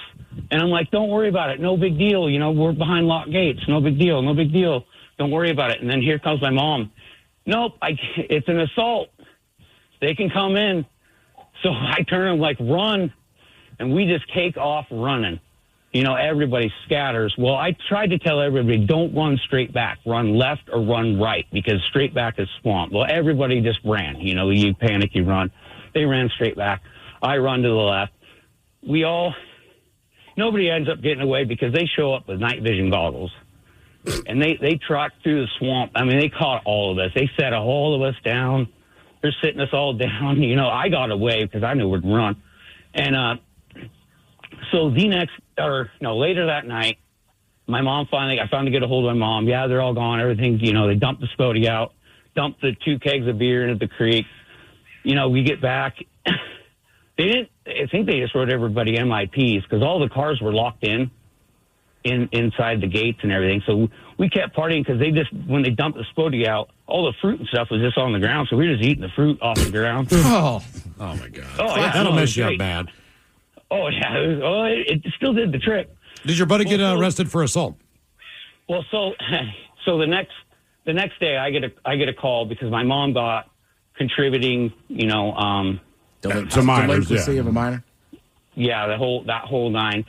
So then I get called in for they already took plenty of witnesses. They just wanted me to come in. They're like, you're not going to get in trouble. Everything's accounted for. We just want you to come in, clarify what has been said, see what he said versus what you say, make sure, he's not trying to hang you, you're not trying to hang him. And I was like, yeah, okay. So I'm sitting there with the officers, and he's like, you guys, it really wasn't that hard to find you guys. We really didn't even need the night vision goggles. It looked like a herd of elk down through that swamp. And it's like, well, yeah, Well, and then he goes, just before he lets me go, he goes, I got to ask you something. He goes, did that guy really say he's effed up bigger, fat Samoan bitches than him? And I go, yeah. He goes, I know that family. He goes, his sisters could have took that guy. He goes, I'm married to a Samoan. They are very large people. And I go, yeah. He really worked them over good. It was great. Wow. Okay. But thank you, guys. I love you. Yeah, man. Thank you. Right. Love you too, bro. Why were you speaking to an officer of the law? 206-803-ROCK. Hello, Seth. Welcome to the men's room. Hola. Hola. All right. So this happened about 15 years ago, maybe a little bit more. I worked for a very large car dealership in Bellevue. All right. I was a master technician there. So I get there early in the morning, about 7 o'clock, and I'm just doing my day, my routine, coffee, that kind of thing. And then I go to grab a vehicle to walk outside so I could work on the vehicle. And as I'm walking out, one of my buddies who works there, he says, dude, turn around. I'm like, what do you mean? He's like, dude, turn around. You got to go inside right now. I was like, okay. So I started looking around as I'm turning around to walk away, and there's just a SWAT team just all over the place. I mean, every corner, every inch of this dealership, there's just armed cops and just everywhere, right? So I'm like, what is happening? So we go inside, and, of course, everybody's freaking out. Rumors are just being tossed around, and the manager came out, and we asked him, say, hey, man, what's going on? He's like, I'm not going to say his name, but one of the employees had a kill list. Oh, Jesus. Yeah, so he had a list of people he wanted to kill. And I fortunately was not on that list, so I'm very fortunate. Were they all your coworkers? Yeah, there was 10 coworkers that were on a list that he wanted to murder. I mean, did he write like, I want to kill these people? How do you know it's a kill list? Yeah, where do they find this? Okay, so it was left on the manager's desk. Oh, well, that'll do it. Because the manager made he was first on the list. Nobody liked his manager. Okay. Nobody liked him. But, I mean, no one disliked him. I didn't think no one disliked him that much. Right. That's a big jump between disliking somebody and trying to kill them. Did you have any idea that this guy had that kind of mindset? No, but nobody liked this guy at all. And I actually, as a technician, I actually got into it with him a couple times, but we worked it out, because that's what I like to do. I don't like to leave any bad, blood out there. Sure. Turns out that was a good idea. So did you physically see the list? Idea, right? Did you actually see the list yourself? Yeah, so I'm good. So basically, they searched the whole place. We're all on lockdown. They can't find him anywhere, which is good. But the story gets really, really dark and bad. They ended up finding him in Lake Washington on a boat, and they had him surrounded. And he actually ended up killing his pregnant girlfriend and himself. Jesus Christ, man. Wow. Yeah, he wasn't right? He wasn't lying. He wasn't messing around. Good Lord, man. Why were you speaking to an officer of the law? 206-803. Next time your to-do list is too dang long, use Shipt same-day delivery. Shipt is a one-stop shopping and delivery solution for, well, just about anything. Groceries, shopped and delivered carefully by awesome shoppers from your neighborhood grocer. Pet supplies, picked up and dropped to your door from PetSmart. Crafts, tools, medicine, all deliverable from Michael's, Lowe's Home Improvement, CVS, and so many other stores. Ready to get things done? Download the Shipt app or visit Shipt.com. That's SHIPT.com. If you're an experienced pet owner, you already know that having a pet is 25% belly rubs, 25% yelling, drop it, and 50% groaning at the bill from every pet visit. Which is why Lemonade Pet Insurance is tailor-made for your pet and can save you up to 90% on vet bills. It can help cover checkups, emergencies, diagnostics, basically all the stuff that makes your bank account get nervous. Claims are filed super easily through the Lemonade app and half get settled instantly. Get a quote at lemonade.com/pet and they'll help cover the vet bill for whatever your pet swallowed after you yelled, drop it. Carpal tunnel syndrome, heart failure that doesn't improve with common medicines. These are some signs and symptoms associated with ATTR-CM, or the cardiomyopathy of ATTR amyloidosis, a serious heart condition with symptoms that get worse over time. Amvuttra, vutrisiran, is a prescription medicine given by a healthcare provider that treats ATTR-CM in adults to reduce heart-related death, hospital stays, and urgent visits. In a clinical study, Amvuttra was proven to help people live longer and have fewer heart-related hospital stays and urgent visits over 3 years compared to placebo. Amvuttra lowers the amount of vitamin A in your blood, which can affect vision. Other side effects include pain in the arms or legs, pain in the joints, and shortness of breath. These are not all the possible side effects of Amvuttra. For prescribing information, call 1-833-256-2748 or learn more at amvuttra.com. Ask your doctor about Amvuttra for ATTR-CM. What's up? It's your boy, the Ted Smith. You know what stinks? Plumbing problems. You know what doesn't stink? Ted Smith saving you $100 when things get backed up. What can I say? I'm a solutions guy. Right now, my friends at Pinky's Plumbing are offering big savings when you mention my name. You don't need a miracle to fix your plumbing problems. You just need 3 magical words. The Ted Smith. Pinky'sPlumbing.com.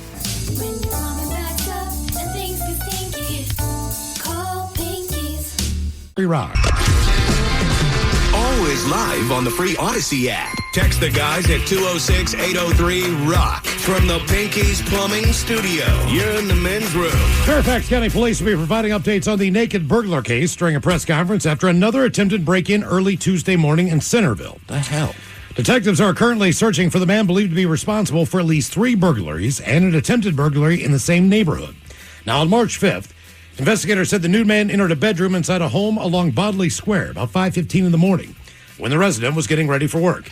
After confronting the naked man ran off. Then, the next day, police officials said a resident found a footprint on a trash can that had been moved against a fence in their home.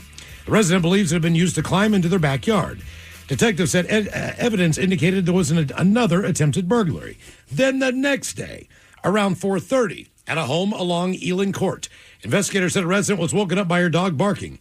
She saw the fully naked man inside her residence. Before, again, he ran off. An individual who entered the victim's home woke her up. She saw the man peering through one of the doors, then noticed he was naked. Fortunately, she was able to startle him off. And then on March 8th, the next day, at a home, detectives said a resident heard footsteps in his hallway and saw a naked man standing in the doorway. Wouldn't it be crazy if it's not the same guy? In the same area, there was another report of a burglary with an individual who was also naked at this point in time. He was inside the house. He was on the second level of the home. The victim saw him. He asked her to be quiet. Fortunately, she screamed loud enough that startled him, and he, again, the naked man, ran away. Man is in question, believed to be between 5'9" and 5'10", average build. I guess you would know. Yeah. In all the cases, the man had entered through an unlocked door, according to the police. But he is still on the lam. He is and not, always naked. Always naked. That's such a weird thing. Our question: why were you speaking to an officer of the law? 206-803-ROCK. I mean, at least steal some clothes, for Christ's sake. I don't know what's worse. Getting an unexpected knock on your door from the cops or from a naked guy? From the naked guy. Because no matter what he's going to say, it's going to be weird. Yeah. But if he's naked and he's knocking on your door, whatever his story is, like, this is weird, man. Why are you naked?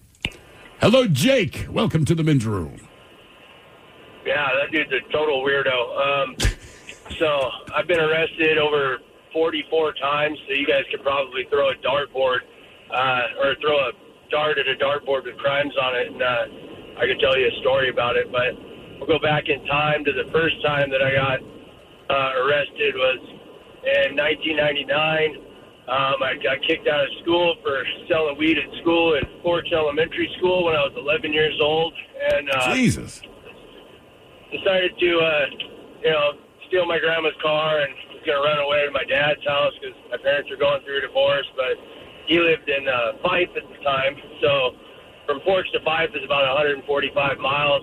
I made it a little bit past Squim, and my driving skills really weren't that good at that time, so 75 miles from the house, a log truck was kind of crossing the center lane, and I over-directed, went up an embankment and flipped the car onto its roof, and then the person that I had passed about 5 minutes ago on 101 pulled up, and they were like, "You're the only person in the car, dude?" I was just sitting there, with my foot still on the gas, upside down, strapped in, thinking the car was going to blow up like a James Bond movie or something, and the cop came up, and he also was like, "What the hell? Like, where are you from? How did you make it this far?" And that was the first time I got arrested.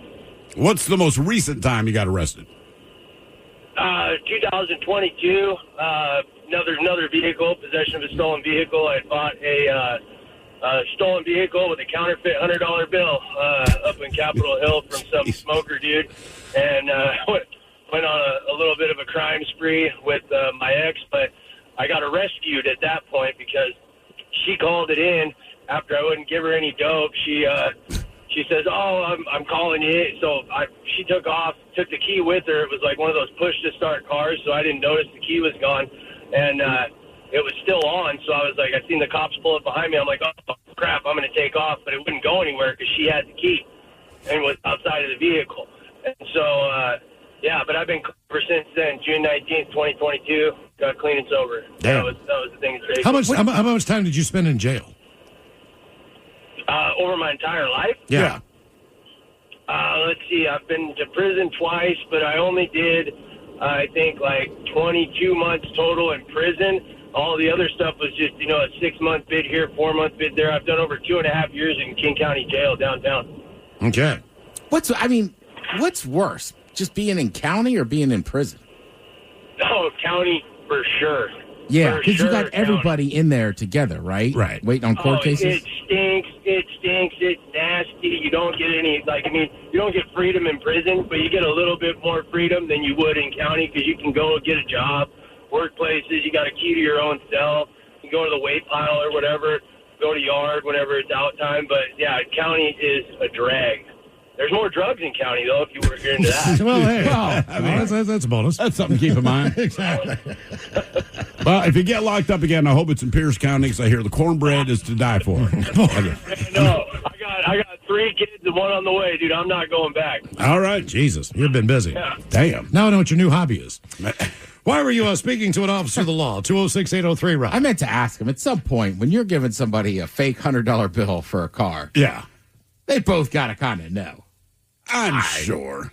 I mean, if I'm selling a car for $100, right, I'm probably not on the level. So you giving me a counterfeit bill, like, whatever. Yeah. And I'll try to spend it somewhere. I guess you're right. Hello, Mike. Welcome to the men's room. Hola, guys. Hola. So, back maybe about 15 years ago, I grew up in Hawaii. So, rolling around with one of my buddies, and we'd pull off into one of these parking lots. We decided it's a good spot to smoke a bowl.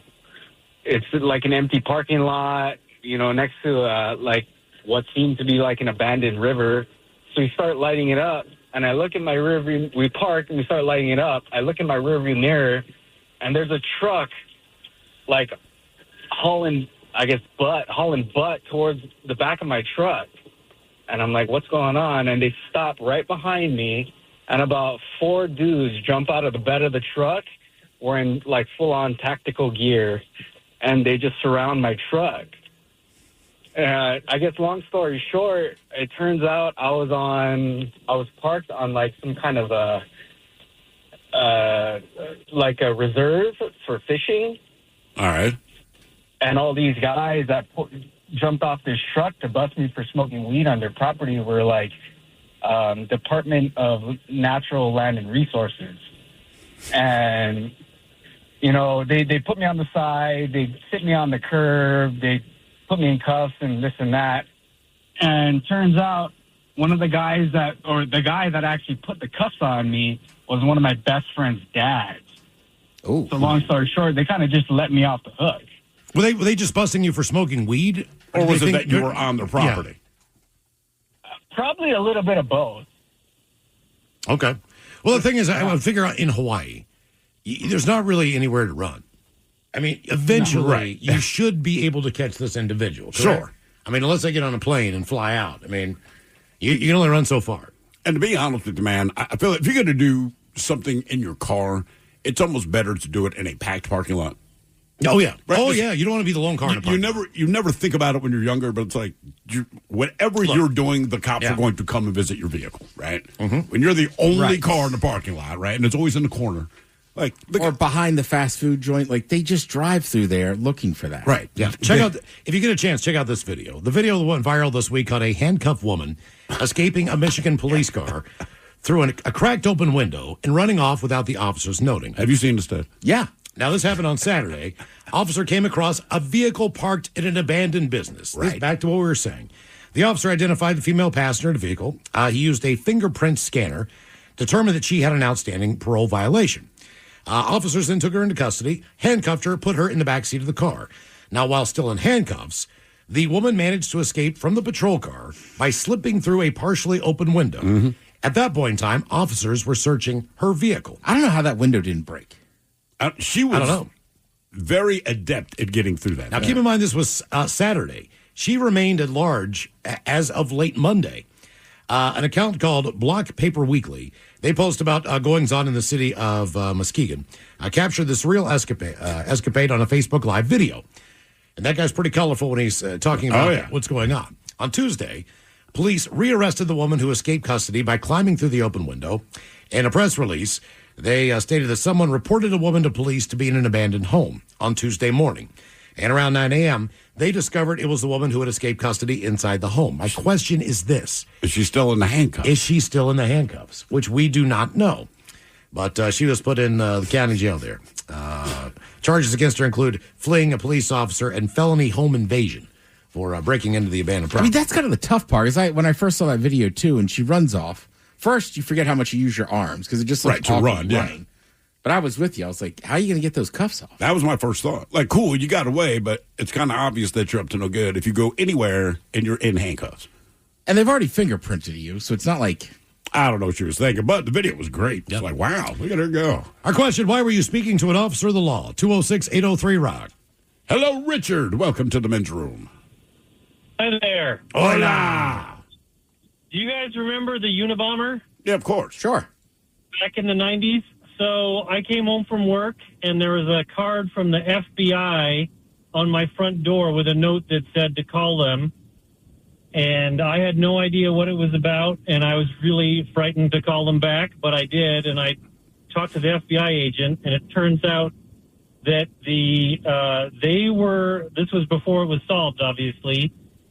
They were looking for a guy who had used my address to get a driver's license in the state of Washington, and he had a PhD in physics and was a bit of a anarchist and anti-government type.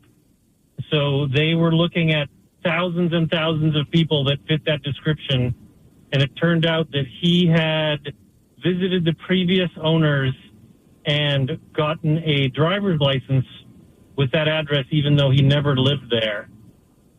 So he shared an address I was with you. questioned about the Unabomber. Okay. And obviously you know nothing about that. They didn't tell you who it was. I didn't know the guy, but I did know the previous owners of the house. So I asked them about it afterwards, and they were shocked to realize that the guy had used their address to get a driver's license. How long did you have to talk to the FBI agents? And did they seem suspicious of you at all? No, they didn't. I was very relieved when they were asking about a person that I didn't know, and that I had just bought this house. So when he got the driver's license, it was before I had purchased it. So you're trying to tell me Ted Kaczynski lived in your house for a while? No, just use the address. Or did he just use the address, or did he actually stay there for a while to be able to pull that off? He knew the previous this person was not Ted Kaczynski, but knew the previous owners.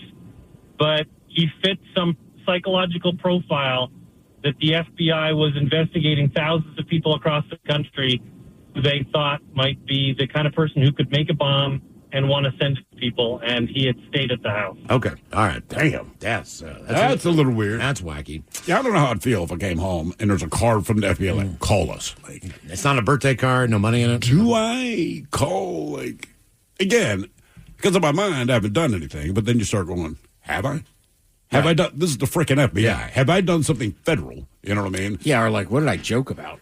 Yeah, exactly. I mean, I guess I'd have to call. Well, we did have the cops call here at one point in time because of a caller who called up and admitted to was it running drugs across the border? They were sneaking drugs through the border, like cocaine or something. But the thing is, it's over an international border, and this guy's telling us the story, and we're like, how did you pull that off? And this is why they got really upset. He's like, oh, I got a buddy that works Border Patrol, so I always go through his gate.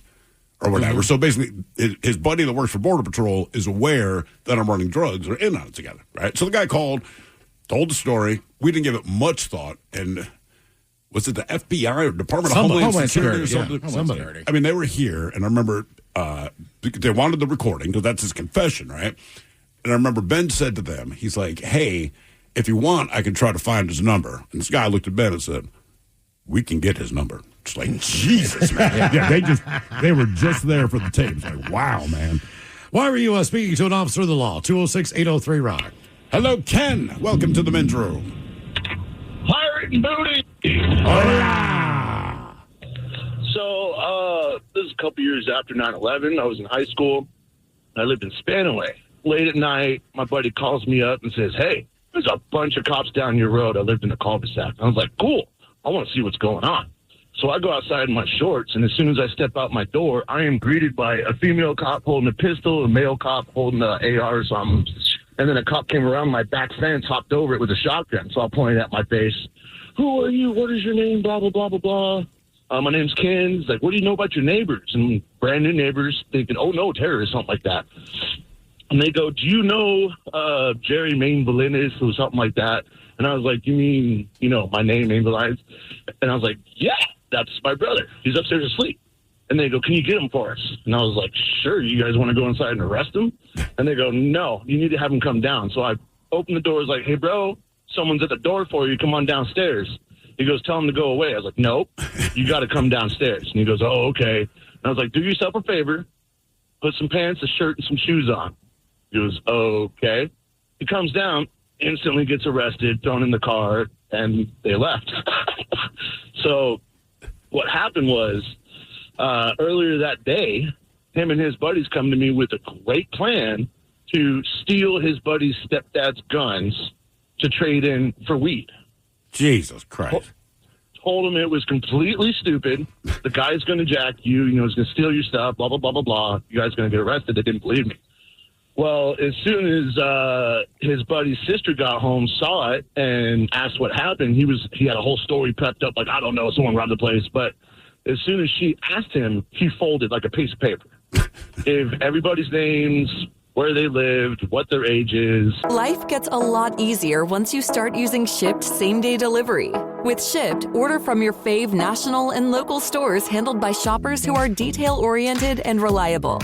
While they hand-select everything on your list, you get peace of mind and time back for anything. An extra cup of coffee, an extra hour to work out, an extra moment in your day to enjoy your way. Sound nice? Download the Shipt app or visit Shipt.com. That's SHIPT.com. Just got a new puppy or kitten? Congrats! But also, yikes. Between crates, beds, toys, treats, and those first few vet visits, you've probably already dropped a small fortune, which is where Lemonade Pet Insurance comes in. It helps cover vet costs so you can focus on what's best for your new pet. The coverage is customizable, sign up is quick and easy, and your claims are handled in as little as 3 seconds. Pro tip, Lemonade offers a package specifically for puppies and kittens. Get a quote at lemonade.com/pet. Your future self will thank you. Your pet won't. They don't know what insurance is.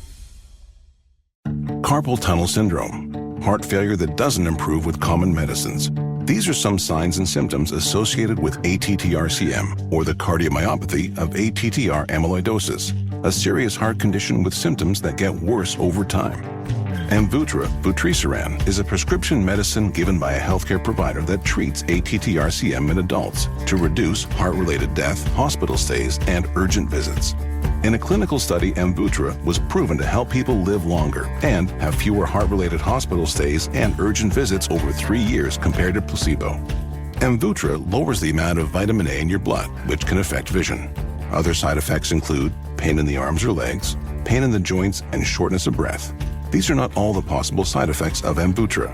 For prescribing information, call 1-833-256-2748 or learn more at amvuttra.com. Ask your doctor about Amvuttra for ATTR-CM.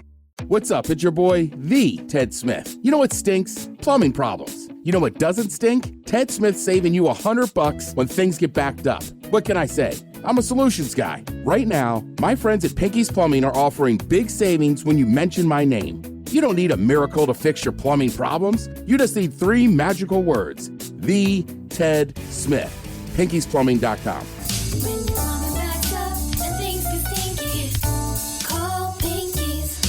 Nerds! Today's episode is sponsored by NerdWallet's Smart Money Podcast. Personal finance can feel like a pop quiz you didn't study for.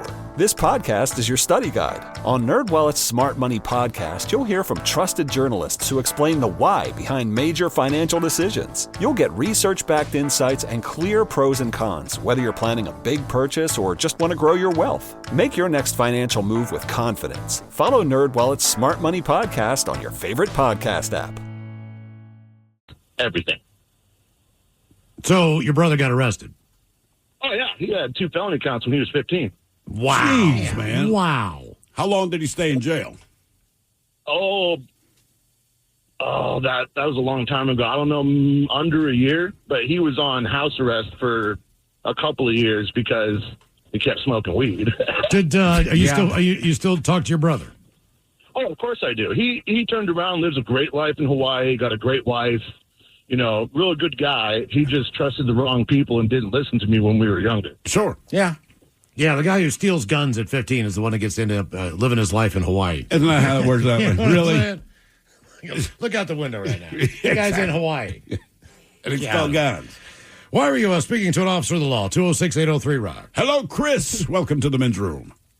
Hey, hola, bicho. Hola. So I was 19. This is about 1990. We're having a little party. I'm renting a room out from a friend, and we're having a little party downstairs, smoking weed, drinking beer. And, this is when the cops could just come and knock on your door and step in and, raid you if they felt like it. They didn't have the cameras on their chest.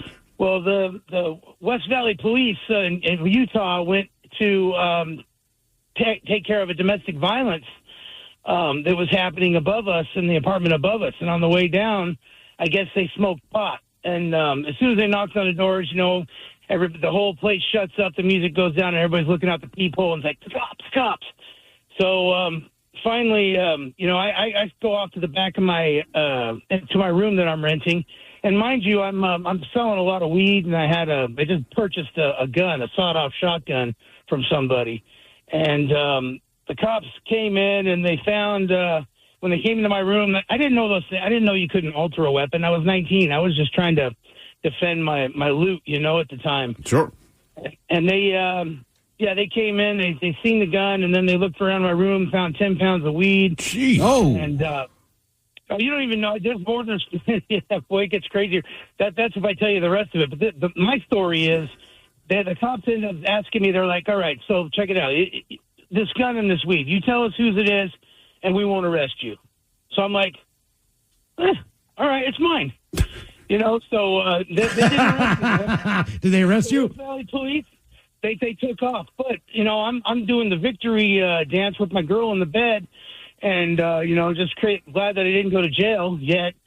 And they come back through with the special agent. Can I say names here? Because this is like 1990. I'm 40 years, 30 years. Doesn't matter. Ago. I mean, it's not necessary. Really. Right. Well, it's an ATF agent. They come back with an alcohol, tobacco, and firearms agent and arrest me. I'm 19 years old and picking up charges. I'm looking at 10 years in federal prison.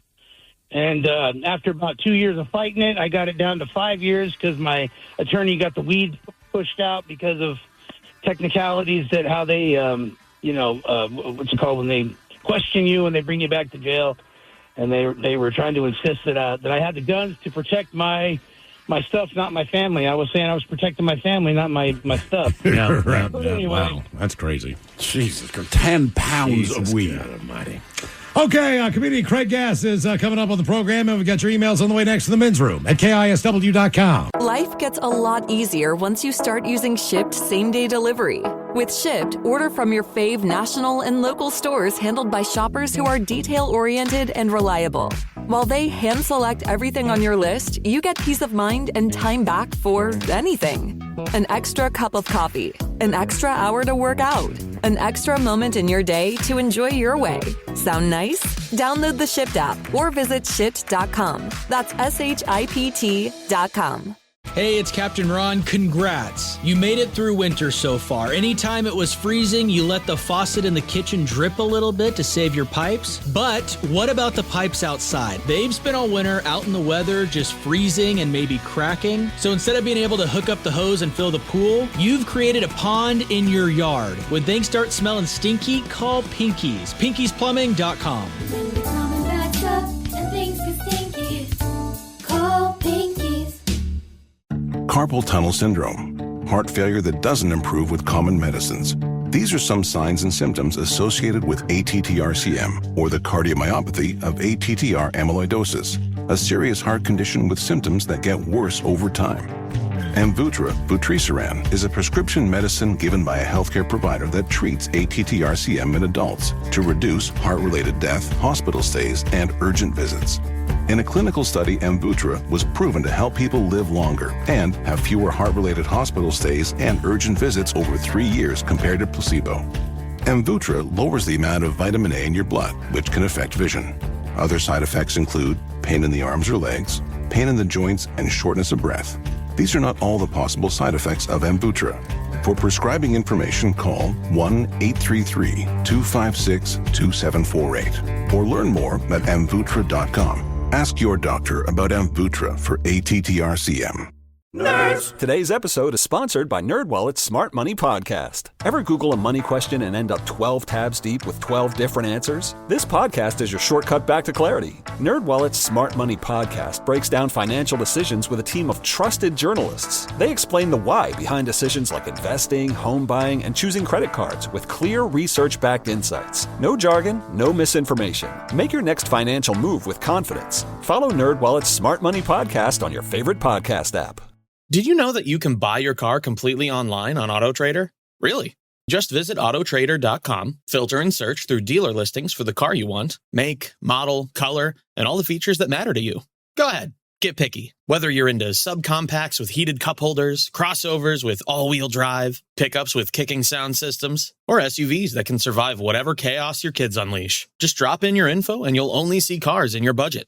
Really. Once you find your one and only, you can do the whole deal online and have the car delivered to your driveway. Or you can pick it up at the dealership and drive your new ride right off the lot. Really. AutoTrader makes it easy to buy your car online because the whole process is designed around your wants and must-haves. AutoTrader. Buy your car online. Really. When everything at work is on fire, deadlines are slipping, and your entire team just won the lottery, you think, this is a job for sponsored jobs. When you need a hiring hero, an Indeed sponsored job will match you with quality candidates. Phew!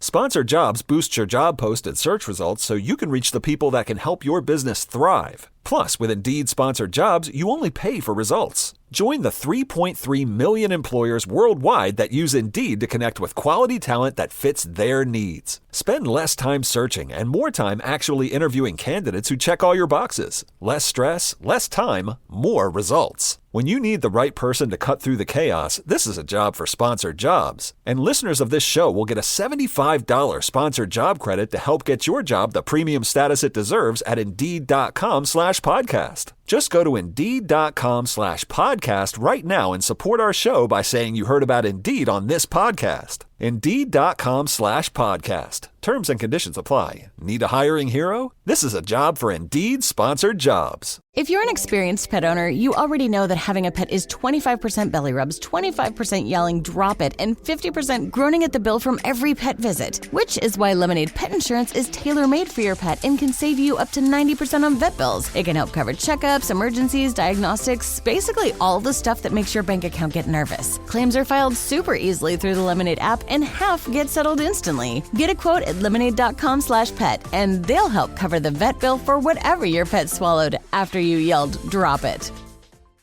Nerds! Today's episode is sponsored by NerdWallet's Smart Money Podcast. Personal finance can feel like a pop quiz you didn't study for.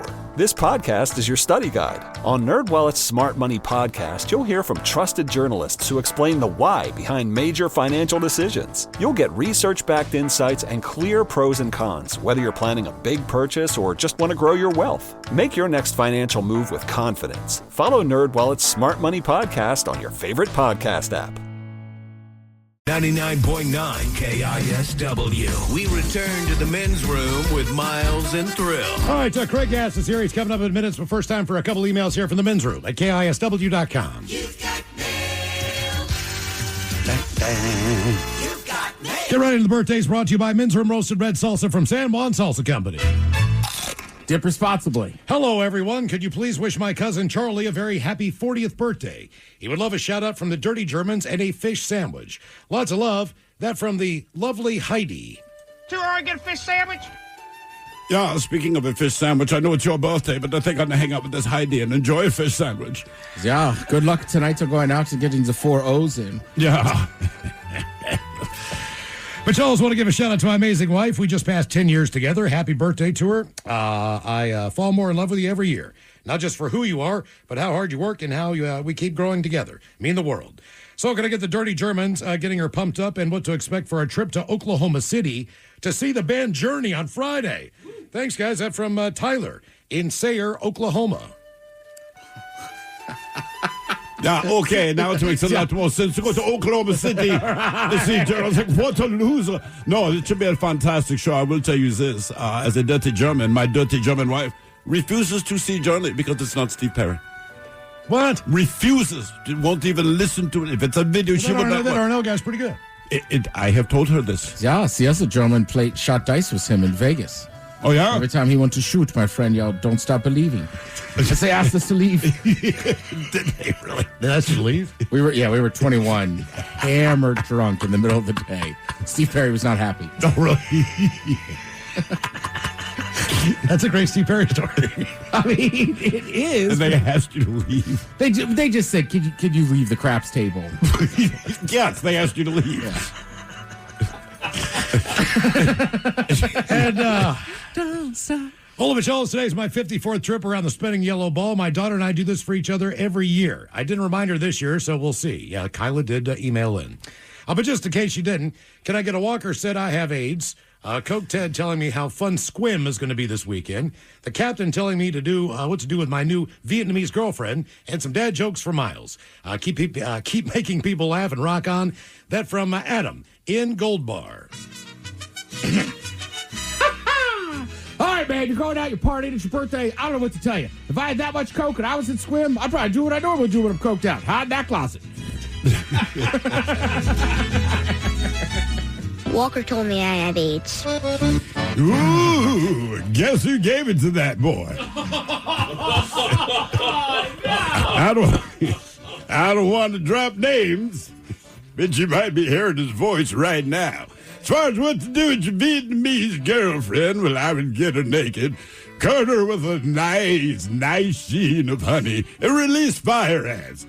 The scream she'll give you should definitely get you aroused. Or maybe that's just me. Crunch berries. All right. Dad jokes for you. Let's see here. Got a bunch of Mike Tyson jokes. What does Mike Tyson wear to the dentist? I don't know. A teeth hurt. Who was Mike Tyson's greatest opponent? The letter F? The letter S. How do you describe an angry Mike Tyson after clogging his toilet? What? Flush turd. What did Mike Tyson say after lifting weights with Chris Hemsworth? He's Thor. You're going to be Thor in the morning. And how does Mike Tyson get rid of his meth? He cleans it up. He hires a housekeeper.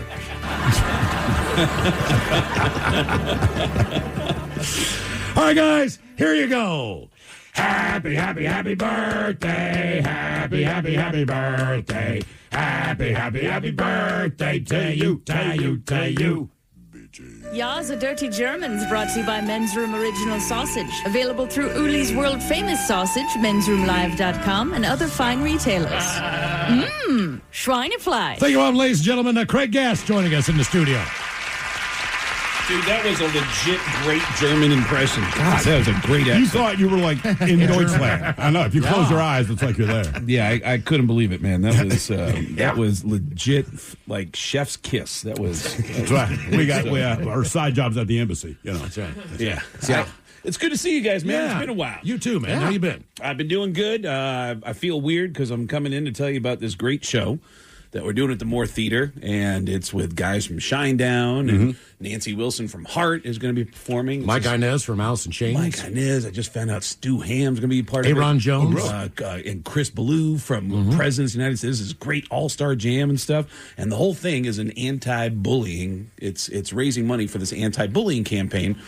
And it feels weird to do this because in a few weeks I'm going to be calling you to tell you that I'm putting out my first comedy special this year, which is me making fun of Kiss for an hour. And it feels kind of weird in a few weeks. You're going to be like, man, it sounds like Craig lost the message. So, right. Well, you are the MC of the event. I am the MC of the event this Saturday at the Moore Theater. Amplify Courage this Saturday night. I believe it's 7 p.m. And, Zach and Brent from Shinedown are coming in to do a set, and Nancy Wilson with her band playing some Heart classics, and Mike Inez from Alice in Chains, and there's some other people are going to get thrown in the mix. And, yeah, it's weird opening for a band. It's not an easy thing to do. You know? Right. But you're going to do stand-up. I'm going to do some stand-up. I'll do it up front. I mean, I've done this enough to know when it doesn't work. Do you know Mike Tyson's favorite band? Kith. I've done shows where, like, the first big rock band I ever opened for was Metallica about 20 years ago. And I wanted, because they were so nice to me, they're so supportive of me as a band, that I wanted to be part of a show. They were coming to New York to do a special event. It was 1,000 seats, Bowery Ballroom, small venue. Yeah. And the only way you could get tickets was to win them through the Metallica fan club or through the radio station I was working at K-Rock, because I was on the morning show with Howard Stern. And I called the drummer of Metallica and said, if Metallica had any balls, you'd let a comedian open up the show. And I still have the message. He left me just boop. Hey, man, it's Lars. Dude, I got your message, and I spoke to James and Kirk and some of the other guys. Yeah, come down, do a couple 15, 20 minutes, whatever it is you do. Let's have some fun, huh? Ha! Ha! You know, I was like, all right. And I went, and then I'm super excited. I'm telling all my friends, like, to tell you what I'm doing next week. I'm open for Metallica next week. Did I tell you about next weekend? I'm open for Metallica. And then I get to the venue, and I'm like, oh, my God, everybody here's on coke. What am I doing? Like, I was like, this is the dumbest thing I've ever gotten myself involved in. And then I got scared. And Lars said, he goes, dude, you're overthinking this, man. Dude, I'll walk out on stage and I'll say, hey, Metallica's about to kick your ass in about 15, 20 minutes. But first, I'm going to bring out a good friend of mine who's going to tell you some jokes. And I was like, that's the worst intro I've ever heard in my life. I got a good buzz on. I got a drink in my hand. I'm watching Metallica. One of the guys from Metallica walks on stage and says, hey, before we get started, here's a friend of mine who's going to tell you some jokes. Kill that guy, whoever that guy is. And out of fear, I walked out on stage and I said, just give me the microphone. And I walked out and said, good evening. My name's Craig. I am Metallica's tour manager. And the guy, the band asked me to make some very important announcements. And then everything I said after that was just stupid. I mean, it was just stuff that would make you cheer. Right. And then they listened. And I was able to put in some jokes. And then they listened some more. And then I was able to get through it. But with this being a charity event, I think the energy is going to be great. Like, and I feel like they know, because I've heard other comedians talk about like opening up for a band and the audience doesn't know there's going to be a comedian. It just sounds brutal. Oh yeah, I used to work at a radio before I got on the Howard Stern show in 1998, 99. I worked with Dee Snider.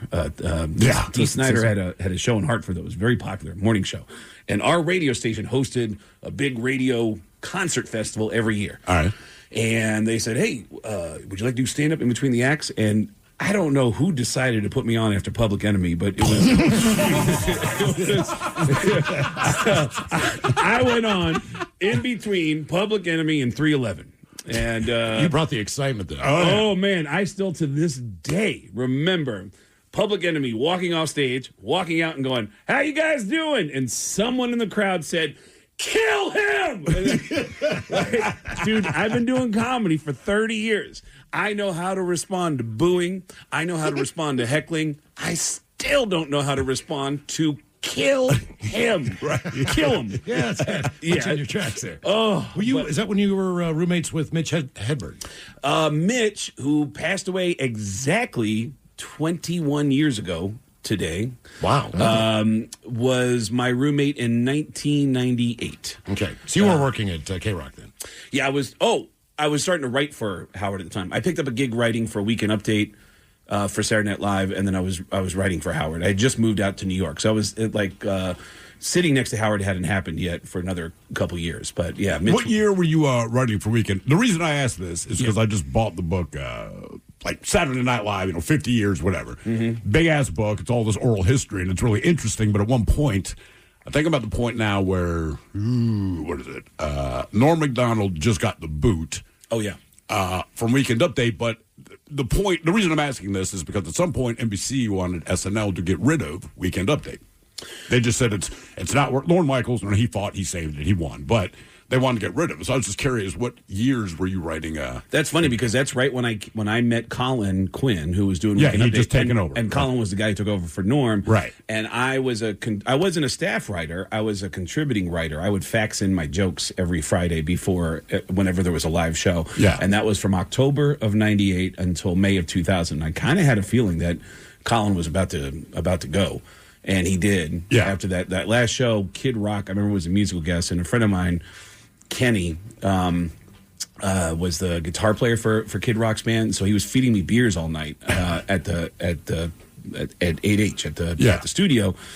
And I got so drunk that I had the balls to walk up to Lauren, who I'd never been introduced to before, and I said, "Hey, man, I want to introduce. I want to audition." Yeah, how did that go? Oh, in my mind, it went great at the time, and but I tried to follow up, and he was actually incredibly open to the conversation. But I had. This is actually really embarrassing. I called and said, "Hey, Lauren told me to wait a couple of weeks to call in. I'm Craig Gass. I've been a contributing writer to Colin Quinn's Weekend Update segments, and I'm supposed to connect and follow up about sending a tape." And Lauren's assistant said, "Okay, well, you got to have your agent call." And I said, "I don't have an agent." And the kid said, "Well, then I don't know how to do this." And I said, "Okay, no problem." And I hung up, and I never called them again about it. I actually got so insecure about I'm not even being a professional comedian right now that things happen for a reason. Sure. But yeah, Colin, that Norm Macdonald story is the greatest, why he got fired. Because the executive, all right, so NBC jokes? Is it the OJ stuff? No, so OJ was still friends with the NBC president or something. Don Ohlmeyer. Yeah, that's the dude. He wasn't even in the building. That's what they were saying. He lives in L.A. He was in Burbank. Yeah. And his position was he was the director of West Coast late night programming in Burbank. Yeah. But his previous gigs had been sports related, including he was the creator of ABC's Wide World of Sports, which put him in the sports world, and making friends with all these celebrities in the sports world, including O.J. Simpson. They were like golf buddies. Yeah, so Don Ohlmeyer has a personal bone to pick with hey, don't make fun of my friend. And he kept faxing in, my understanding is that he kept faxing in, hey, he's easy on the O.J. jokes. Why are you getting involved in this? It's like having an overactive PD at your station. That's basically what he was. Nobody there liked everyone was guy. talking about that. Yeah, and of course, everywhere. But SNL did it differently because they dug it. They did it in the cold open. They would do it during Weekend Update. But this guy already didn't like Norm Macdonald. Yeah, right. He already didn't like him. So then when the OJ stuff, Norm Macdonald, from his perspective, was like, OJ killed a man. Of course, we're going to talk about it. It's Weekend Update, and it caused a lot of friction. But the most incredible end to that story is that when OJ was found not guilty, Don Ohlmeyer sent, in his own terms, a cease and desist. Okay, he's been found innocent by a jury of his peers. You are no longer allowed to do OJ jokes. And that Saturday, Norm Macdonald's first line was, "Hey, welcome to Weekend Update. I'm Norm Macdonald, and our top story, it's official. Murder is legal in California." And he got fired right after that performance. He stepped up to the plate and just did it, and which is every comedian on planet Earth is like, damn, that is balls. But you respect that and you admire it, but the man, and then Colin stepped in, and Colin did an incredibly gracious turn that next week where he gave a speech, and his speech was like, welcome to Update with Colin Quinn. And he goes, you ever you got a favorite bar you like to go to? You got a favorite bartender, Dave? And you like Dave. Dave's your guy. Dave knows your drinks. He also knows your stories. He knows how your drinks need to be made, and he's always good to you. And one day you show up, and Dave's not there. It's this guy, Chuck. Chuck, you don't know Chuck. And he doesn't know your drink orders. He doesn't know anything about you. But what you don't know is that maybe Dave trained Chuck how to do the job. Maybe Dave told Chuck, hey, keep an eye out for this guy or this guy. Make sure this guy's happy. Well, I'm Chuck. What do you have?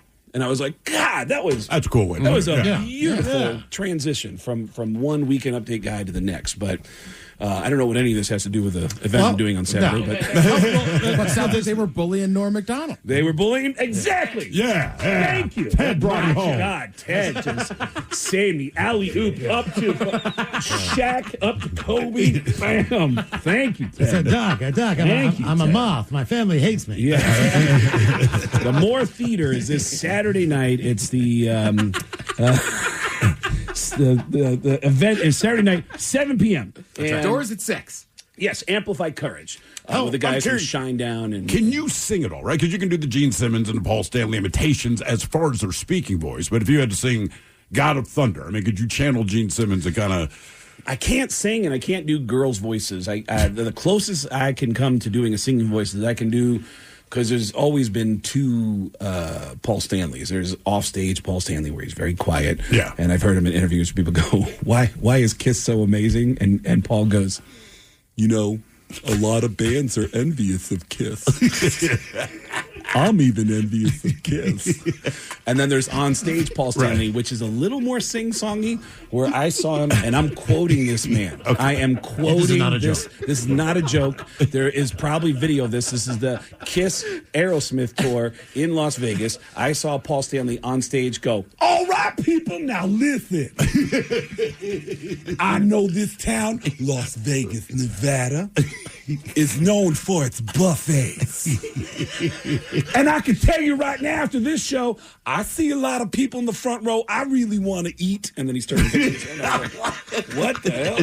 And then I saw the same show, like 2 months later, same tour. I go to Madison Square Garden, and they let me bring a bunch of comedians backstage. I brought Steve Byrne, Jeff Ross, and who was the other Jim Norton, because Jim took a funny picture with the band.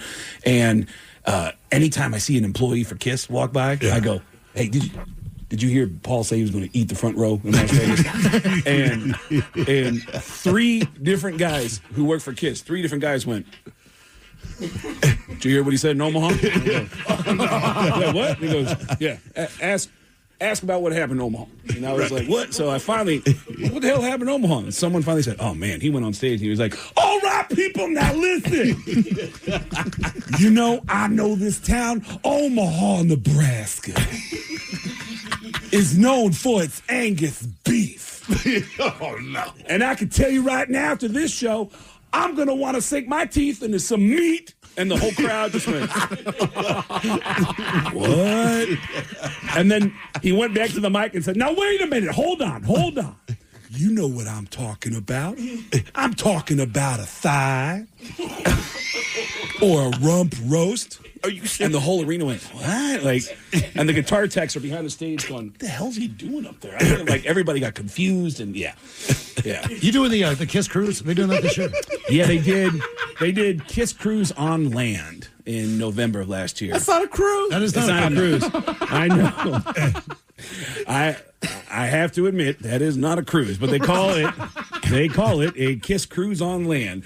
But it was set up in the same kind of format where there was events and stuff going on all day long, Kiss related stuff. There was, Kiss T-shirt exchanges, and then all these bands would be playing throughout the day in multiple rooms at the former Hard Rock hotel. Now it's the Virgin. Yeah. So it was like they were using all the ballroom space and stuff for concerts and shows, and then me doing my Kiss-themed comedy shows. They bring out all the old guitarists and stuff. Yeah, Bruce Kulick. Is he? Yeah, playing? they brought out. Well, that was a rarity. They brought out Bruce to do a song with them on stage. I think he did 2 songs with them on stage, and the guys are all really nice to me. I mean, they don't have to be, you know. Right, yeah. Like, I mean, dude, that first time that Gene Simmons ever confronted me live on the air, he leaned into what my joke was, which is, I'm Gene Simmons and I'm going to sell you everything. And he came on and said, first of all, you don't sound like me at all. That's number 1. And number 2, I came here to talk about something very important. We are selling a Kiss casket. And he started selling us a casket to the point where even Howard said, hold on a second. Are you joking? Are you doing what Craig does, or do you really have a casket for sale? And he goes, no, it's got $5,000. It's got a beautiful Kiss logo. And I kept interrupting him and going, you know what else is amazing, Howard? For $1 million, I'll throw Ace Frehley into the casket, and you can spend eternity spooning with Kiss. And he kept going, shut up. No, you shut up. No, you shut up. No, you shut up. And everyone at home was like, who the hell's talking? Like, everybody was confused, but...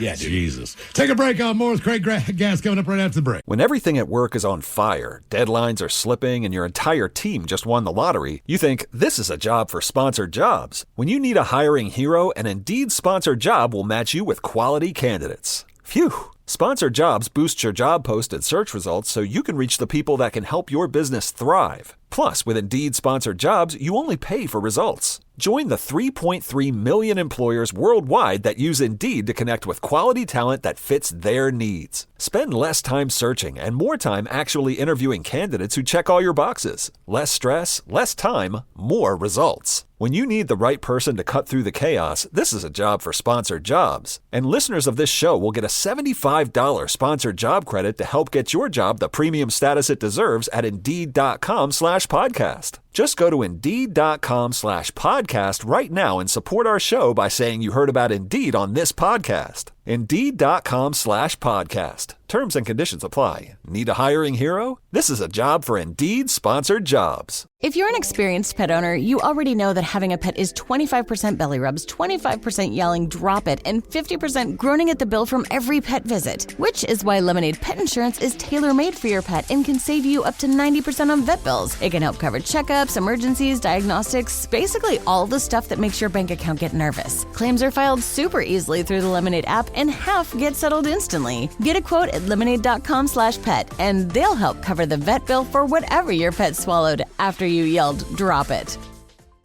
Nerds! Today's episode is sponsored by NerdWallet's Smart Money Podcast. Ever Google a money question and end up 12 tabs deep with 12 different answers? This podcast is your shortcut back to clarity. NerdWallet's Smart Money Podcast breaks down financial decisions with a team of trusted journalists. They explain the why behind decisions like investing, home buying, and choosing credit cards with clear research-backed insights. No jargon, no misinformation. Make your next financial move with confidence. Follow NerdWallet's Smart Money Podcast on your favorite podcast app. Pros, just because something on the job runs out doesn't mean you have to. Order it on the Lowe's app. My Lowe's Pro Rewards members get free same-day delivery on eligible orders over $25. Get the fasteners, hardware, or tools you need to keep the job moving. Order by 2 p.m. and get eligible in-stock items delivered right to your job site by 8 p.m. Members get more at Lowe's. Loyalty program subject to terms and conditions. Subject to availability. Restrictions and terms at lowes.com/shipping terms. Subject to change. Craig Gass with us in studio. Amplify Courage is this Saturday night at the Moore Theater. Brent Smith and Zach Myers of Shinedown. Nancy Wilson of Heart. Also Mike Inez from Alice in Chains. Our buddy Aaron Jones. Yep. Casper Adult Pants will be there. Chris Ballou. As well as our MC, Craig Gass, for the evening. Hey, I'm hosting the show. More kind of a big deal. Yay! And it stands for Courage is presenting this. It's Amplify Courage. Yep. And it's a benefit concert for school bullying prevention. Yes, which we can all relate to, I think. Now, when you grew up, you grew up in a household where your sister, your mom, and your dad were deaf. Everyone was deaf. Yep. And so no one talked. No. So and they still told you to turn down the music. You learned, from what I read, you learned how to talk basically from watching television. I watched TV and I copied all the voices I heard on TV. That's how I learned how to talk, and I didn't get an accent from my neighborhood. I grew up outside the Bronx in Mount Vernon, which is like I was 10 miles from Yankee Stadium, so everybody had a thick accent. Right. I never got that accent. I always say it's Tracy Morgan. It really is. Everybody in my neighborhood sound like this. It's crazy. Whether you black or white, male or female, it's crazy. Like, yeah, so everybody sound like that. I never picked up that accent. And, but yeah. Tracy, by the way, was my favorite guy to see in the hallways at Saturday Night Live, man. That dude, first time I met him, I go, hey, Tracy, hey, man, my name's Craig. I write for Colin, and I just want to tell you, dude, you are my favorite cast member. I think you're the funniest dude on the show. And he said, yeah, that's crazy. And he goes, you a stand-up comedian? I go, yeah. And he goes, what you doing next Friday? I go, I don't know, what? And he goes, I said next Friday. And I go, I don't know. What am I doing next Friday? And he goes, you're going to be opening up for me at the New York Comedy Club. And I was like, oh, what? Really? Oh, my God, I would love to do that. And I planned my whole week around it. I get to the show. His crowd was great to me. And then I get off stage. He's at the bar, and he goes, Craig, what you drinking? And I go, I was still drinking at the time. I was like, can I get a Corona? And he was like, yeah, how you like this? And I go, how do I like this club? And he goes, no, how you like stand-up comedy? And I go, I'm head over heels in love with comedy. He goes, you got to be like Bruce Lee in the 6-foot kick. And I go, the what? He goes, you don't know about Bruce Lee and the 6-foot kick? They say when Bruce Lee kick you, you go back 6 feet. That's why when people are like, how you living? I'm like, I'm 6 foot kicking it. And I was like, what is going on with this conversation? Like, every conversation I've ever had with him was just bizarre, and it was always talking in euphemisms, you know? And we interviewed him once, and it was kind of excited to do the interview. It was crazy. But the same thing where I'm like, he's not acting. Like, this dude is legitimately a lunatic. It's hard to tell. You didn't know, but like, is he like doing shtick? Do you know that I'm realizing the last time I ran into Tracy in person was here? I had just landed in Seattle to watch Mariners baseball games. I always come up every summer to go to as many Mariner games as I can on a home stretch. And then I looked up Polestar to see what was going on in Seattle. Tracy Morgan is at the Neptune Theater. And I texted a buddy of mine who usually opens for him. I was like, are you in Seattle? And he goes, yeah, man, I just got off stage. And I said, dude, I'm coming over to the theater. He goes, no way, get over here. So I pull up, and he walks me up to the side of the stage. Tracy has already been on stage for 10 minutes. And he goes, oh, man, Tracy's going to be happy to see you when he gets off stage. And Tracy walks by like he's in mid-conversation. His opener goes, Tracy, look who's here. And he goes, Craig, you know why my hands are so smooth? And I go, what? And he goes, you know why my hands are so smooth? I go, I don't know why. He goes, because they always count money and rubbing girls' booties. And he walked out the room. I was like, good to see you, man. I hadn't seen him in a year. That was the conversation. I was like, that is the weirdest intro and outro I've ever heard. There wasn't even a greeting or a hug. It was just a philosophy as he walked out the door. Wow. Yeah, philosophy in life. But yeah. So, have you ever done, not that this could ever happen, but I'm sure you can do ASL, right? Yes. I spell most things out, but yes, I can do something. So you couldn't do an entire performance in front of a deaf crowd, could you? No, because I annoy people. Because from the time I was a kid, when I signed things wrong, my mom never corrected me. So she knew what I meant, and she would just never correct me. But it didn't dawn on me until as I got older, and her friends would come over, and I'd join in on conversation. I'd start signing, and then all of her friends would go, "What the hell?" And they go, what is he saying? And my mom would go, I know, but he's so cute, my little stupid boy. I took like 3 years of that of American Sign Language, and I moved to Frederick, Maryland. Okay, and it's one of the biggest deaf colleges in the United States, and I moved right beside it. My neighbors. Wait, are you talking about Gallaudet? Yeah. Oh yeah, my sister went to Gallaudet. My neighbors are in deaf. DC. Yeah, in DC. So at this point in time, I had never actually been able to try to communicate with somebody, who was hearing impaired. And I did a couple signs, and then all of a sudden, she goes into a flurry. And I'm looking at this, and I'm like, I wasted a couple of years of my life. I don't understand it. It's so fast. I was like, Jesus Christ. I can understand it better than I can do it, but I spell everything out. I spell most things out.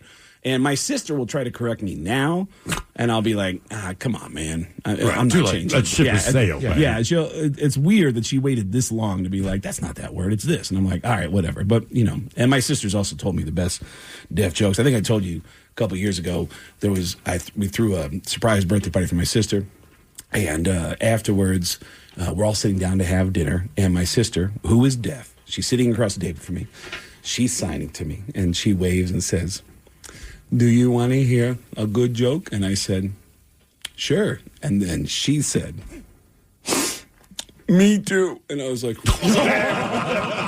Jesus Christ. Like, what the hell? So it's funny because, we're doing this anti-bullying campaign behind this show that we're doing at the Moore Theater on Saturday with the guys from Shinedown and Nancy Wilson and guys from Alice in Chains and stuff.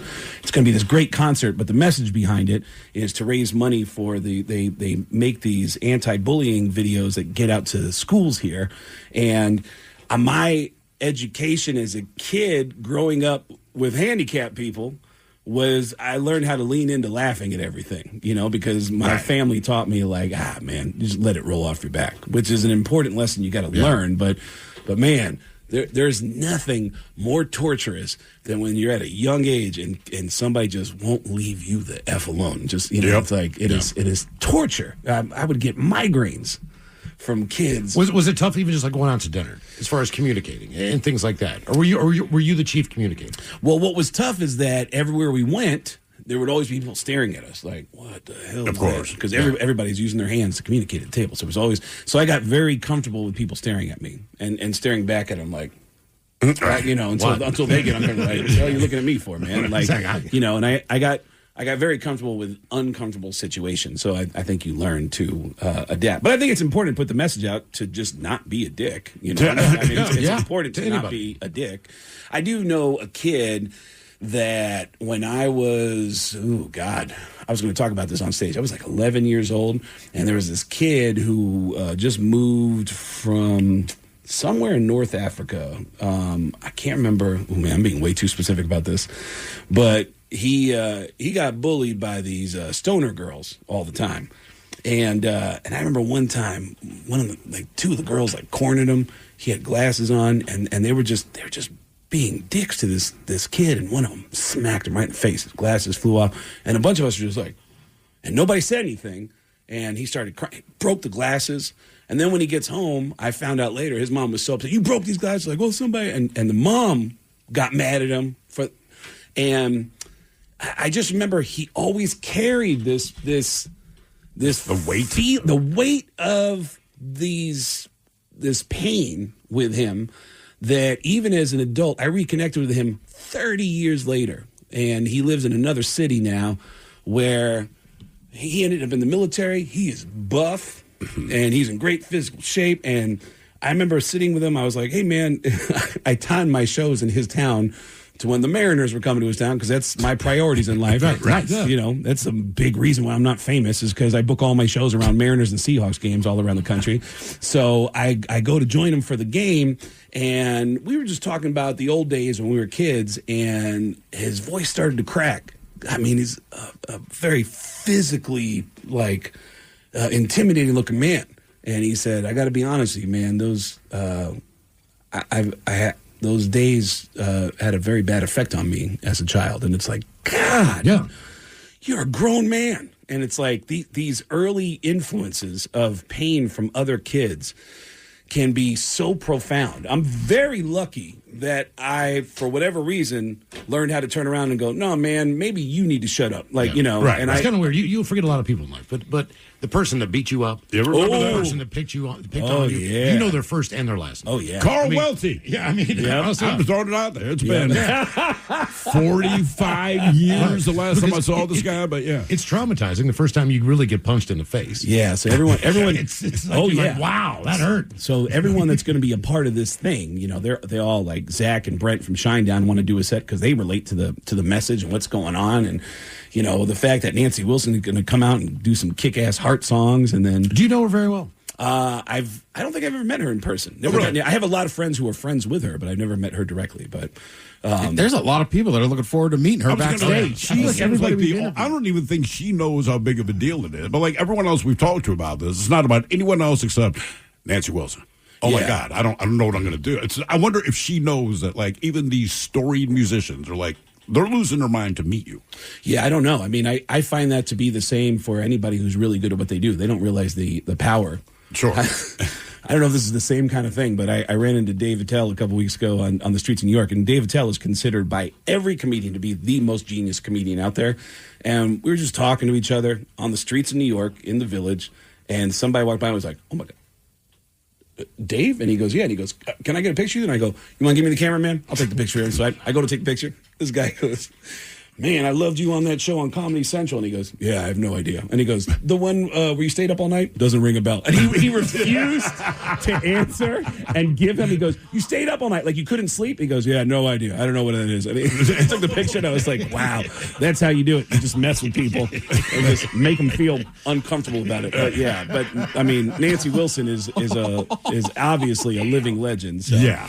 So I mean, my whole thing is that when the show starts on Saturday at the Moore Theater, I'm supposed to go up, I'll do some stand-up, warm up the crowd, and then I just get out of the way and just go from jam to jam to jam. It's all-star jam right off the top. The guys from Presidents of the United States, Alice in Chains, those guys come out, Stu Hamm, all those guys, Aaron Jones, and then I believe they go to Zach and Brent from Shinedown to do a set, and my understanding is that it's supposed to end with Nancy Wilson.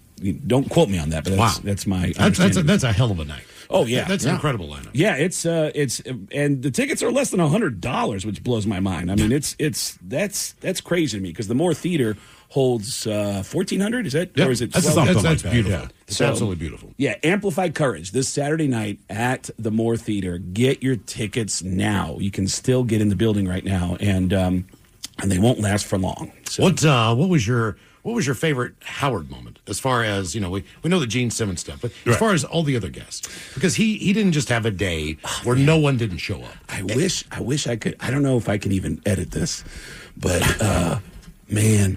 That handsome guy who's on the cover of all the Harlequin novels. What was that? Oh, Fabio. Fabio shows up. The guy got hit in the face with a bird. On the roller coaster. Yeah. Fabio comes in, and they go, "Hey, we got Fabio in," and the phones blow up with women who said, "I met him in Central Park. Fabio, remember you took me to your apartment?" He goes, "Oh yeah." And he goes, "You have sex with this girl?" And he's like, "No, I never. No. No, I just, she's a nice girl. He's got this, I don't know where his accent's from. It's a nondescript accent. But women, every call is like, I met him and he took me to his apartment. I saw him at Starbucks. He took me to his apartment. And the whole time he goes, no, these girls, very nice. I'm gentleman, okay? And then, I couldn't say that. Oh man, he's got a huge damage too. Damn it. So he goes, this is what I do with my mouth. And then my friend, I go, want some? Psych, because I take for myself. I don't share. And it was like, he was a maniac off the air. On the air, he's like, I'm a gentleman. I respect women. And off the air, he was the most disrespectful dude I've ever met in my life. And it was that when you ask that question, that's the first thing that comes to mind. Fabio. I loved how Fabio was a dirty, filthy pig as soon as the mics turned off. Do you ever get that where somebody's totally different off the air than they are on the air? Yeah.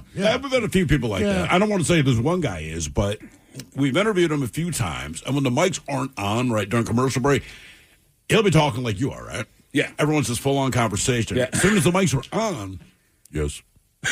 No. And we're like, dude, like, literally, for 10 minutes we've been talking, we're laughing, we have these stories, but as soon as the mics are on, he has nothing to say. We had David Allen Greer on. We were in Baltimore, and he was just stone cold, man. He didn't want to have anything to do with being there. He's doing the improv that night. I mean, you could just tell, like, this was the last thing he wanted to do was come on our show. And his responses were even like, mm-hmm. And I remember how, seriously. And he had like a troupe with him. He had a woman comedian there as well. But anyway, we go to our first break. And Steve goes, hey, man, I met you down in Costa Rica at a casino. Yeah. And at this point, he's like, oh, really? I'm like, yeah, man, you're in that room with that one broad. Now, I won't say what he was doing. Right. But when I was at the casino, everyone was aware of what he was doing. It was pretty heavy-duty stuff, all right? But it's not like there was a door. It's just like these bead curtain kind of things. He was public. And you could clearly see what was going on. But that said, there were a lot of celebrities there. So for the most part, everyone's keeping their mouths shut. Right. But when I said that to him, because he didn't meet me, but I remember seeing I saw you do this. Yeah, I saw you do this thing in Costa Rica, man. After that, he was willing to talk. Yeah. He was really? That's all I had to say. We didn't have to go, like, once we made eye contact, like, you know exactly what I saw. And we can have this conversation on the air, or you can start talking. He was fine after that. That is brilliant. Yes, indeed. I love that. I actually have a tip for you that I mentioned off the air that I'm surprised you haven't mined this for material, but you have a gentleman right here in your own backyard who is the king of dad jokes, and that is Duff McKagan. Okay. Every time I see Duff McKagan, he will walk up to me like we are in a conversation. I'll think that what he's saying to me is an actual story. All right. And there will be a punchline, and I'll go, shut up. And he's got, I'm telling you, he's never repeated a joke. I remember one of them. Believe it or not, this came out of the mouth of the great Duff McKagan. He said, did I tell you about that bar I went to a couple weeks ago where I had that weird incident? I go, what bar? And he goes, I went in this bar. And it doesn't dawn on me, like, he's sober. Why is he going to the bar? Right. And he goes, I went in this bar, and I said, can I get a Coke? And the bartender said, yeah. And he walks away, and I hear, man, you look good. And I was like, and there's nobody around me. And I hear, and you smell good, too. And I was like, and I'm alone in this bar. I go, excuse me, someone is talking to me right now, and he goes, it's the peanuts. And he goes, what? It's the peanuts. And he said, and on the bar was a bowl of peanuts. And he goes, they're complimentary. And I went, shut the hell up. That is a Duff McKagan original. I'm telling you, the dude has he's got hundreds of them.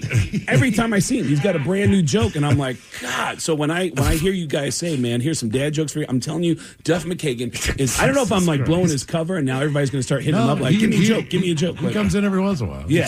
Duff is so nice. Yeah, he I was is. doing a stage announcement at the Gorge, right? Mm-hmm. It was like Alice in Chains and then Velvet Revolver. So I don't know till we get out there, right? I'm already had a couple beverages. So we're backstage, and I'm completely nervous. My mouth is so dry. Yeah. And Duff's like, you all right? I said, no, I'm very nervous. And he goes, me too. I've never actually played here. Then he went backstage, got me a Fiji bottle. First time I had a Fiji, and he's like, you'll be all right. I was like, thanks, Duff. Wow, that was incredibly supportive and kind. It was so nice. And Velvet Revolver kicked ass that night. They were unbelievable. Believe it or not, well, I was. So you remember that? Yes, I do. Because we were standing up on the grass, and Ted says, "Hey man, do you want to go out and bring out the band with me?" I'm like, and I'm on mushrooms, and I'm rocking back and forth. And I'm like, no man, I don't think I can handle it. I don't think I can do it. And I swear to God, within 2 seconds, Ted's gone and he's up on stage. I'm like, how in the hell did he do that? Whoa. He just vaporized and appeared. My mind was like, Right, clearly probably did it like an probably hour. been 25 minutes. Right, of course. Somewhere in there, I'm just like, Jesus, man, how did he do that? That's crazy. I'm just remembering there was one joke that Duff left me to figure out. We were in Winnipeg at the same time, and he was going to come to a comedy show that night. I had timed it to be in Winnipeg to do comedy shows, and then Guns N' Roses was going to perform the night after my comedy show, so I'm going to watch a Guns N' Roses show before I leave town. Duff is going to come to my comedy show. And I said, let me know who you're coming with, how many tickets you need. I'll take care of it. And he goes, all right. He goes, I'll text you later. I'm going for a motorcycle ride. But by the way, did you hear about everybody's phones dying in San Diego? And I said, what? And he didn't reply. And he said, that the last text was, did you hear about that weird thing that's happening? All the phones died in San Diego. And I said, died in San Diego? Is that like and I looked at the news. I didn't see anything. I looked at another news outlet. There's nothing about San Diego. Twitter is always, before the news, right. You go to Twitter. I go to Twitter and look up San Diego phones. There's nothing on Twitter. And I'm like, what is there something going on with some terrorist attack where the phones are? And then I'm looking around, and then at some point, my ADD always takes me back to ESPN because I always go hey, what's going on with the Seahawks? What's going on with the Mariners? Every couple hours, I go back and if I haven't been very ADHD like that, I go to ESPN and the headline was, the Chargers are leaving San Diego. And I was like, shut the hell up. And when I saw him later, he goes, I sent you that text. I threw my phone in my pocket. I didn't look at it again. I went for a motorcycle ride with a big smile on my face. You'll figure that out. And I was like, what the hell? Amplify Courage is this Saturday night at the Moore Theater. Yeah. Brent Smith and Zach Myers, a Shine Down, Nancy Wilson, of course, the MC Craig Gass for the evening. Yep, and guys from Alice in Chains, Presidents of the United States. Right. It's a great concert. All-star jams, and then, Zach and Brent from Shine Down, Nancy Wilson, and me doing some jokes in between. Excited to be at the Moore Theater. Amplify Courage, Saturday night, Ticketmaster.com. Thank you so much. Thank you, Take a brother. break. Be right back. When everything at work is on fire, deadlines are slipping, and your entire team just won the lottery, you think, this is a job for sponsored jobs. When you need a hiring hero, an Indeed sponsored job will match you with quality candidates. Phew! Sponsored jobs boost your job posted search results so you can reach the people that can help your business thrive. Plus, with Indeed sponsored jobs, you only pay for results. Join the 3.3 million employers worldwide that use Indeed to connect with quality talent that fits their needs. Spend less time searching and more time actually interviewing candidates who check all your boxes. Less stress, less time, more results. When you need the right person to cut through the chaos, this is a job for sponsored jobs. And listeners of this show will get a $75 sponsored job credit to help get your job the premium status it deserves at Indeed.com/podcast. Just go to Indeed.com/podcast right now and support our show by saying you heard about Indeed on this podcast. Indeed.com/podcast. Terms and conditions apply. Need a hiring hero? This is a job for Indeed-sponsored jobs. Just got a new puppy or kitten? Congrats. But also, yikes. Between crates, beds, toys, treats, and those first few vet visits, you've probably already dropped a small fortune, which is where Lemonade Pet Insurance comes in. It helps cover vet costs so you can focus on what's best for your new pet. The coverage is customizable, sign-up is quick and easy, and your claims are handled in as little as 3 seconds. Pro tip, Lemonade offers a package specifically for puppies and kittens. Get a quote at lemonade.com/pet. Your future self will thank you. Your pet won't. They don't know what insurance is.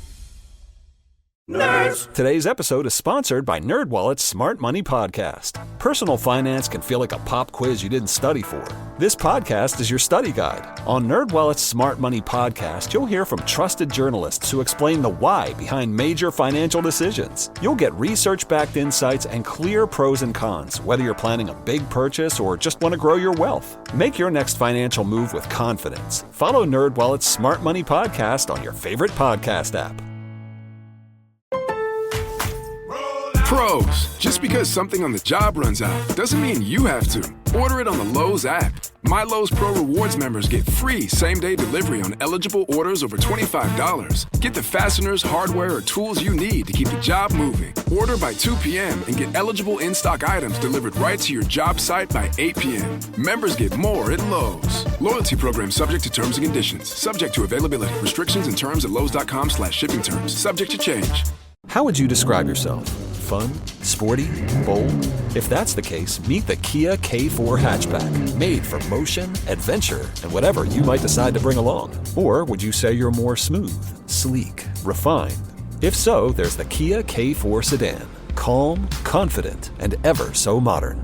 2 personalities, 2 available turbocharged ways forward. The Kia K4 GT Line Turbo and the K4 Hatchback GT Line Turbo. What turbo's you? Turbo is available on select K4 trims. Somebody out there deserves to be recognized. And the men's room knows just who it is. So to you we say, bottoms up, sailor.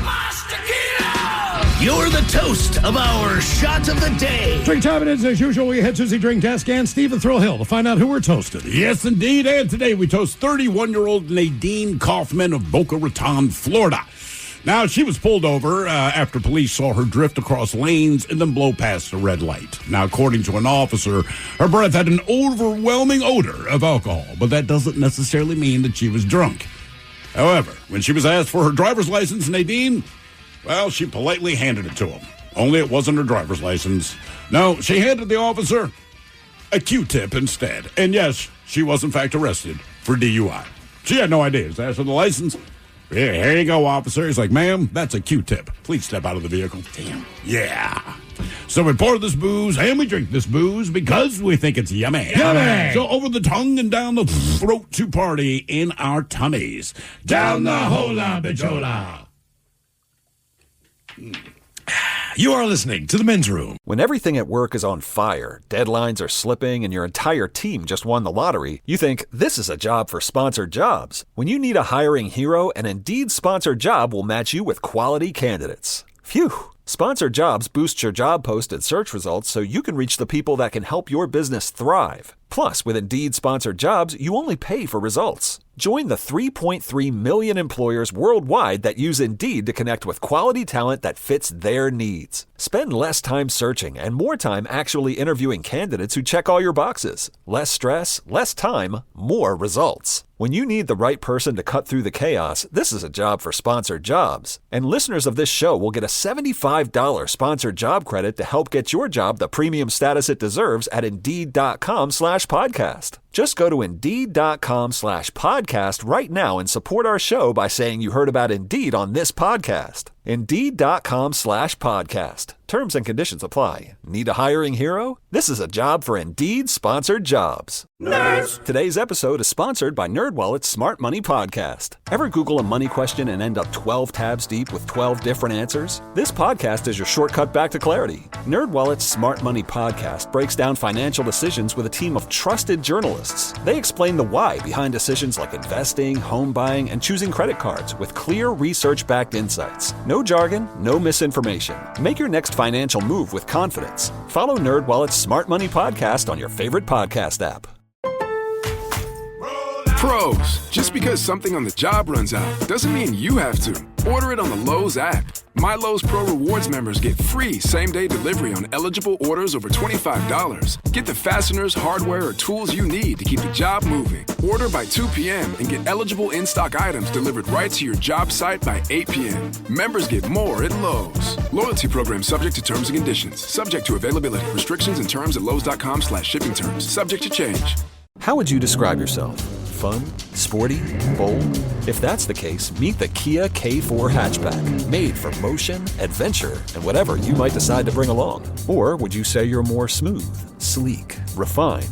If so, there's the Kia K4 sedan. Calm, confident, and ever so modern. 2 personalities, 2 available turbocharged ways forward. The Kia K4 GT Line Turbo and the K4 Hatchback GT Line Turbo. What turbo's you? Turbo is available on select K4 trims. The all-new 2026 Toyota RAV4 is here, building on everything drivers know and love about Toyota. With a redesigned look and modern tech that makes life behind the wheel easier than ever. The new RAV4 comes standard as a hybrid, providing smooth, efficient performance for both city streets and longer journeys. Enjoy the legendary reliability Toyota is known for in the all-new 2026 RAV4. Learn and shop more at Toyota.com. Toyota, let's go places. Looking for a protein powder that tastes great and keeps ingredients simple? Meet Clean Simple Eats. Clean Simple Eats uses grass-fed whey protein isolate with 20 grams of complete protein per serving, plus digestive enzymes and a low-lactose formula designed to be easy on digestion. No artificial colors, no artificial sweeteners, just clean ingredients and amazing flavors you'll actually look forward to. They even offer variety packs so you can try multiple flavors. Clean Simple Eats is undeniably clean and 100% delicious. Shop now at cleansimpleeats.com. Breaking news from Good Ranchers. Over 85% of grass-fed beef in stores is imported. Most grocery store meat contains antibiotics, hormones, and harmful seed oils. Good Ranchers does things differently. All their meat is born and raised on local American farms. No antibiotics, no added hormones, no seed oils. Just one ingredient, meat. Visit GoodRanchers.com and get $25 off your first order with code RANCH25. That's code RANCH25 for $25 off your first order. GoodRanchers.com. American meat delivered. Hi, I'm Kirk Cameron. Is health insurance eating up your budget for 2026? If you're looking for ways to better steward your finances, consider this. Christian Healthcare Ministries is a health insurance alternative at half the cost. As a ministry, CHM allows you to share the burden of medical bills with other believers. Join CHM today by visiting chministries.org/solution. That's chministries.org/solution. Debauchery rolls on. You're listening to The Men's Room with Miles and Thrill. 99.9 KISW. Now for all TV news all the time, it is time for TV Time with Ted. And now, because your pathetic life is confined to countless hours in front of a talking box, The Men's Room presents TV Time with Ted. All right, your choices today got the Jimmys, Fallon and Kimmel, Colbert, Steven, Seth Meyers, or Ted Smith. Is it Ted or is it late night? It is right there. The Twilight guys have teams of talented writers help them come up with their monologues each and every night. It is up to you to determine, is this an actual late night joke and from whom, or a The Ted Smith original? Natural Light has just launched Lawn Brew, a fertilizer made from spent beer grains, designed to help lawns grow greener and thicker, just like you after 30 natural lights. Foul. Smith. Sorry, Natty Light. I like you. I do too. Yeah. Well, it's the crisp, refreshing beer. Yeah. Blue crabs have a serious cannibalism problem. Not to nitpick, but that implies there's such a thing as a non-serious cannibalism problem. Before this relationship goes any further, I have to tell you I have a mild cannibalism issue.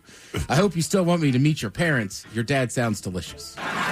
Colbert. Yeah, Colbert. Yeah, it's Colbert. Blue crabs have a serious cannibalism problem.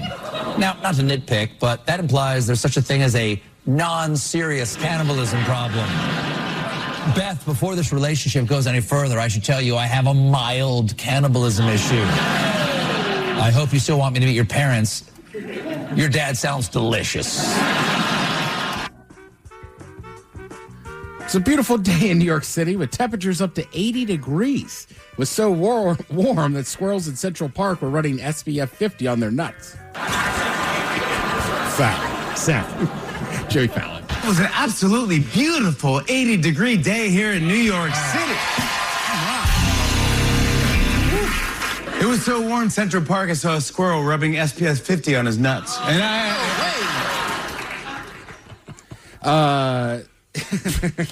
I know. It's so good. I forgot I had a good way to get into that. Oh, telling jokes of jester maxing. Like a lot of people, I didn't know what that meant until a couple weeks ago, but we talked a lot about it on a brand new episode of The Podcast. Go check that out. Let's see. Yesterday I told people when I left there was a new documentary about Lamar Odom. Yeah. Right? Like it's like life and death or something like that. I guess he died maybe at some point. Yeah, he basically was dead after that incident at the Love Ranch outside of Vegas. Yeah. Right? There's another Love Ranch I've heard is very nice. In Carson. Is that Carson City too? Yeah. In Carson City, near the original Bunny Ranch. Okay. That's not Dennis's place, is it? Or was it? It is. Was it? Yeah. I've only been to those two. Just to take a tour. Yeah. Something like that. Right. So Lamar Odom, it's an interesting story, right? I kind of forgot he was that big of a deal coming out of college and this and that. Yeah. He was a great player. Obviously, there's some sadness with the man. I mean, I don't think you can have that big of drug issues and stuff. Mm-hmm. And then, right, so I didn't realize this. Like, him and his first wife, they had a kid that passed away when it was like an infant or whatever. God. Yeah, I did not know that. So he kind of, right, and, and he's very honest. He's like, look, there's sometimes basketball wasn't even fun. He was like, that was definitely one of those periods. So then basically, he's like, look, I got traded back to L.A. He started with the Clippers, and he's in Miami, I think, for like a year. All right. And goes to play for the Lakers, right? Which, look, if you play in the NBA, you want to play for the Lakers. Yes, you do. Right? I think the Lakers, the Knicks, probably the Celtics, but there's just those teams, right? I mean, hell, there's still people that want to play for the Cowboys, even though they don't win. So he goes back out there. The wife's kind of like, I can't handle it. Like, I'm not going out there. All right. Yada, yada, yada. He meets Kourtney Kardashian. He says he doesn't know who she is at the time, which, he's like, look, I knew it or whatever.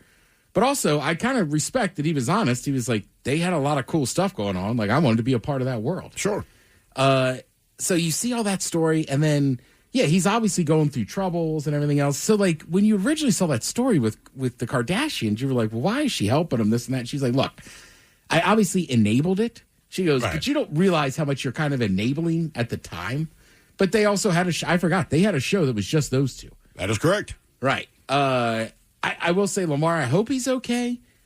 He still strikes me as. I think there's doesn't he have rehab centers that he's doing now, like 3 or 4 of those? Well, like Does Betty he? Ford addiction centers. I don't know. I think he he's does. coaching baseball or basketball. Oh, I was like, wow, that's weird. But honestly, I never thought I'd say this. Kardashian, Khloe, she kind of comes out of this documentary honestly looking like the most normal human being. Really? Out of that crew, yeah. Well, yeah. I mean, I guess relative to that group of people, sure. Right. And obviously there's some family stuff there, right? And everything's kind of, he didn't invite some of his family there. Okay. And there's also just sad stories, right? Mm-hmm. They win that title in L.A. His kids are fired up. They're at his house. And he's just so strung out because he had been out partying all night that he can't even, answer the door. Jeez.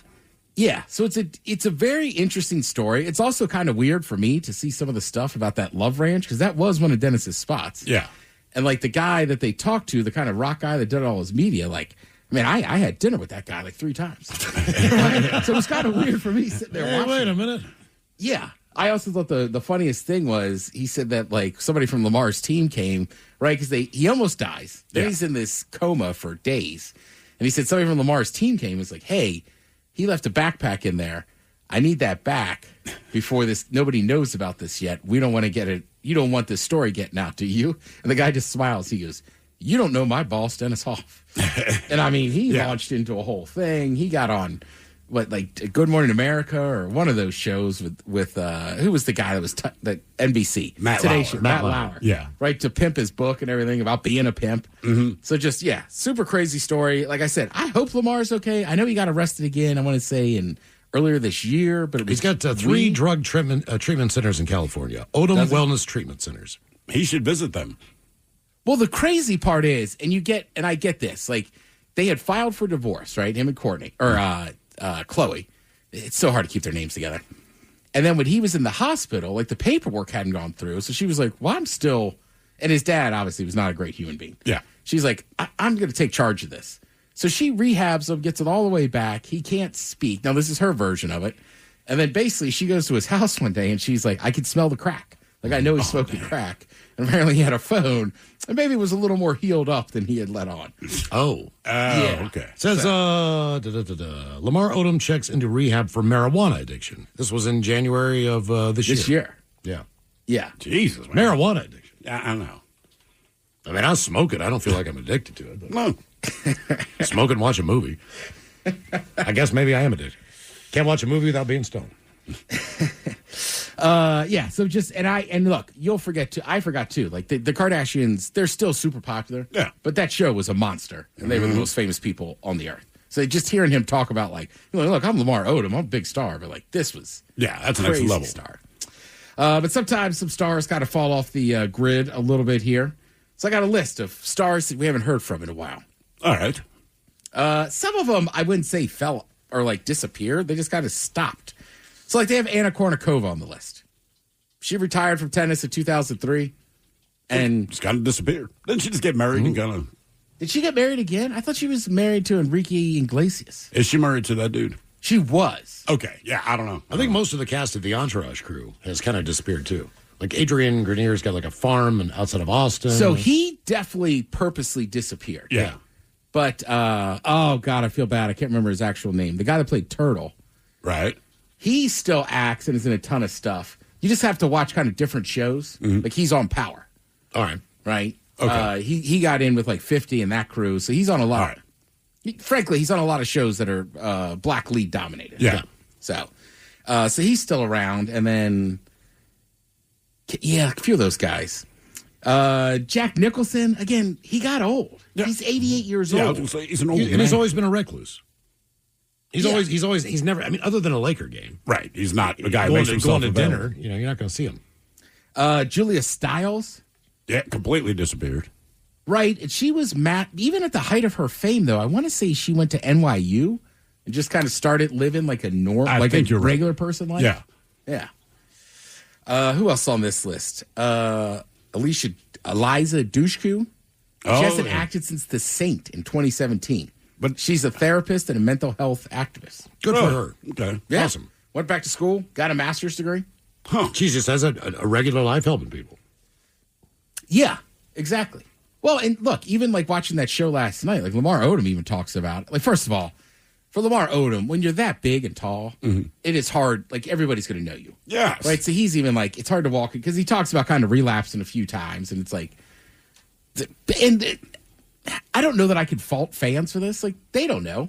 If you run into Lamar Odom in a bar and he's like, no, it's cool. I can have some drinks. I don't believe him. People buy him drinks, right? I mean, not to mention that he did win a title for the Lakers. Yeah. It was, so when you're that big of a star, but yeah, he was talking about with the Kardashians. He's like, man, once I linked up with them, he's like, I couldn't. He's like, you can't go anywhere. Yeah. Eva Mendes, she deliberately stepped out of the spotlight in 2014 to become a mom. Okay. Yeah. It's a good reason. She was always so attractive. Mm-hmm. Rick Moranis, because his wife passed on and he had to raise his kids. I remember that one. Yep. Correct. Adele makes the list. They said she really hasn't been heard from since her residency in 2024. She probably made so much money off that one album that she doesn't have to do anything for the rest of her life. And I'm almost positive she's still with or might have married Maverick Carter. Yeah, I think she's still with the same dude. Who's LeBron's agent, and then he's the agent for a lot of stars. So it's I don't think either of them needs to work a 9 to... They don't need money. They do I'll tell you what, though, man, that accent, it would be tough to sit there and talk during dinner. Yeah. I mean, she's got a beautiful voice, but, man, after a while, I'd be like, golly, this is just grating on me. I mean, she's hard. Yeah. I mean, that accent is hard. Right, because she has like the standard Cockney. The Cockney accent. I mean, Kinda, it's just right. like, I mean, it's almost not even sexy. It's not. I mean, she's good looking. No, it's but direct to the point. I'm sure it's funny. I'm sure she's curt, but it's, it's it is hard to just listen to. wow. Right. We get Estella and that. Yeah, exactly. Right. I mean, everything she orders is going to sound ridiculous. Bananas, Foster. Right. And they do sound kind of aggressive and angry. Yeah. I know. There's a lot of accents over there. They added LMFAO to this list. Their last album came out in 2011. Well, they were terrible. Whoa. Yeah. They made great songs. You think? Oh, yeah. I disagree. But either way, yeah. Well, but you don't like EDM music to begin with. That goes a long way. That's correct. Yeah. So like, it's a you can shot. be a great opera singer. I'm like, yeah, but you suck. So the one guy, Red Foo, Yeah. he's related to somebody already in the Who is music it? Yeah, business. somebody, a big deal. Is it Barry Gordy? Somebody like that. It might be Barry Gordy. But he's actually been training for years and is almost a professional tennis player. What? Yes. That is odd. That's not something you just jump into.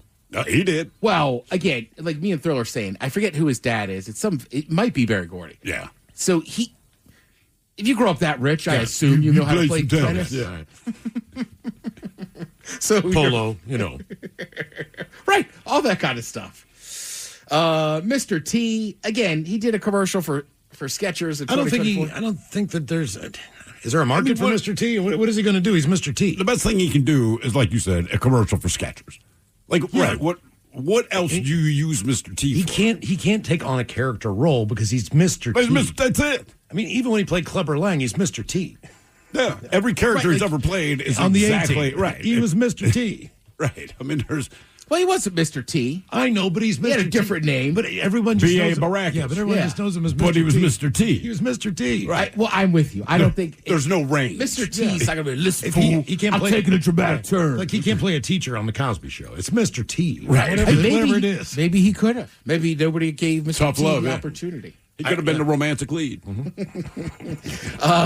of Skechers, I know he auditioned for The Notebook. yeah. So sometimes I like to stay up late at night. Sure. So I was watching the F1 race Saturday night, and that ended. Me and my buddy are sitting there. So I put on. He's like, "What is with all these Skechers commercials?" Right? And I go, "Bro, we're watching the Indian golf tour." Right. I said, "Their target audience has to be 50 and above." Oh, yeah. Easily. Like, who else is watching that? No one. Have you ever slipped into a pair? I don't know that I've ever owned a pair of You Skechers. might not go back. That's the problem with them. No laces, slip on, incredibly comfortable. I tried on a pair that my uncle had. I'm like, man, these are something else. I mean, I'm rocking the Hokas, but I'm telling you. There's an Instagram I follow that's just rich guys at Vegas pool parties. All right. In Skechers. I mean, they all have Rolexes. Like, they have money. But they weren't Skechers. But they're almost to a T. They're all in Skechers. Yeah.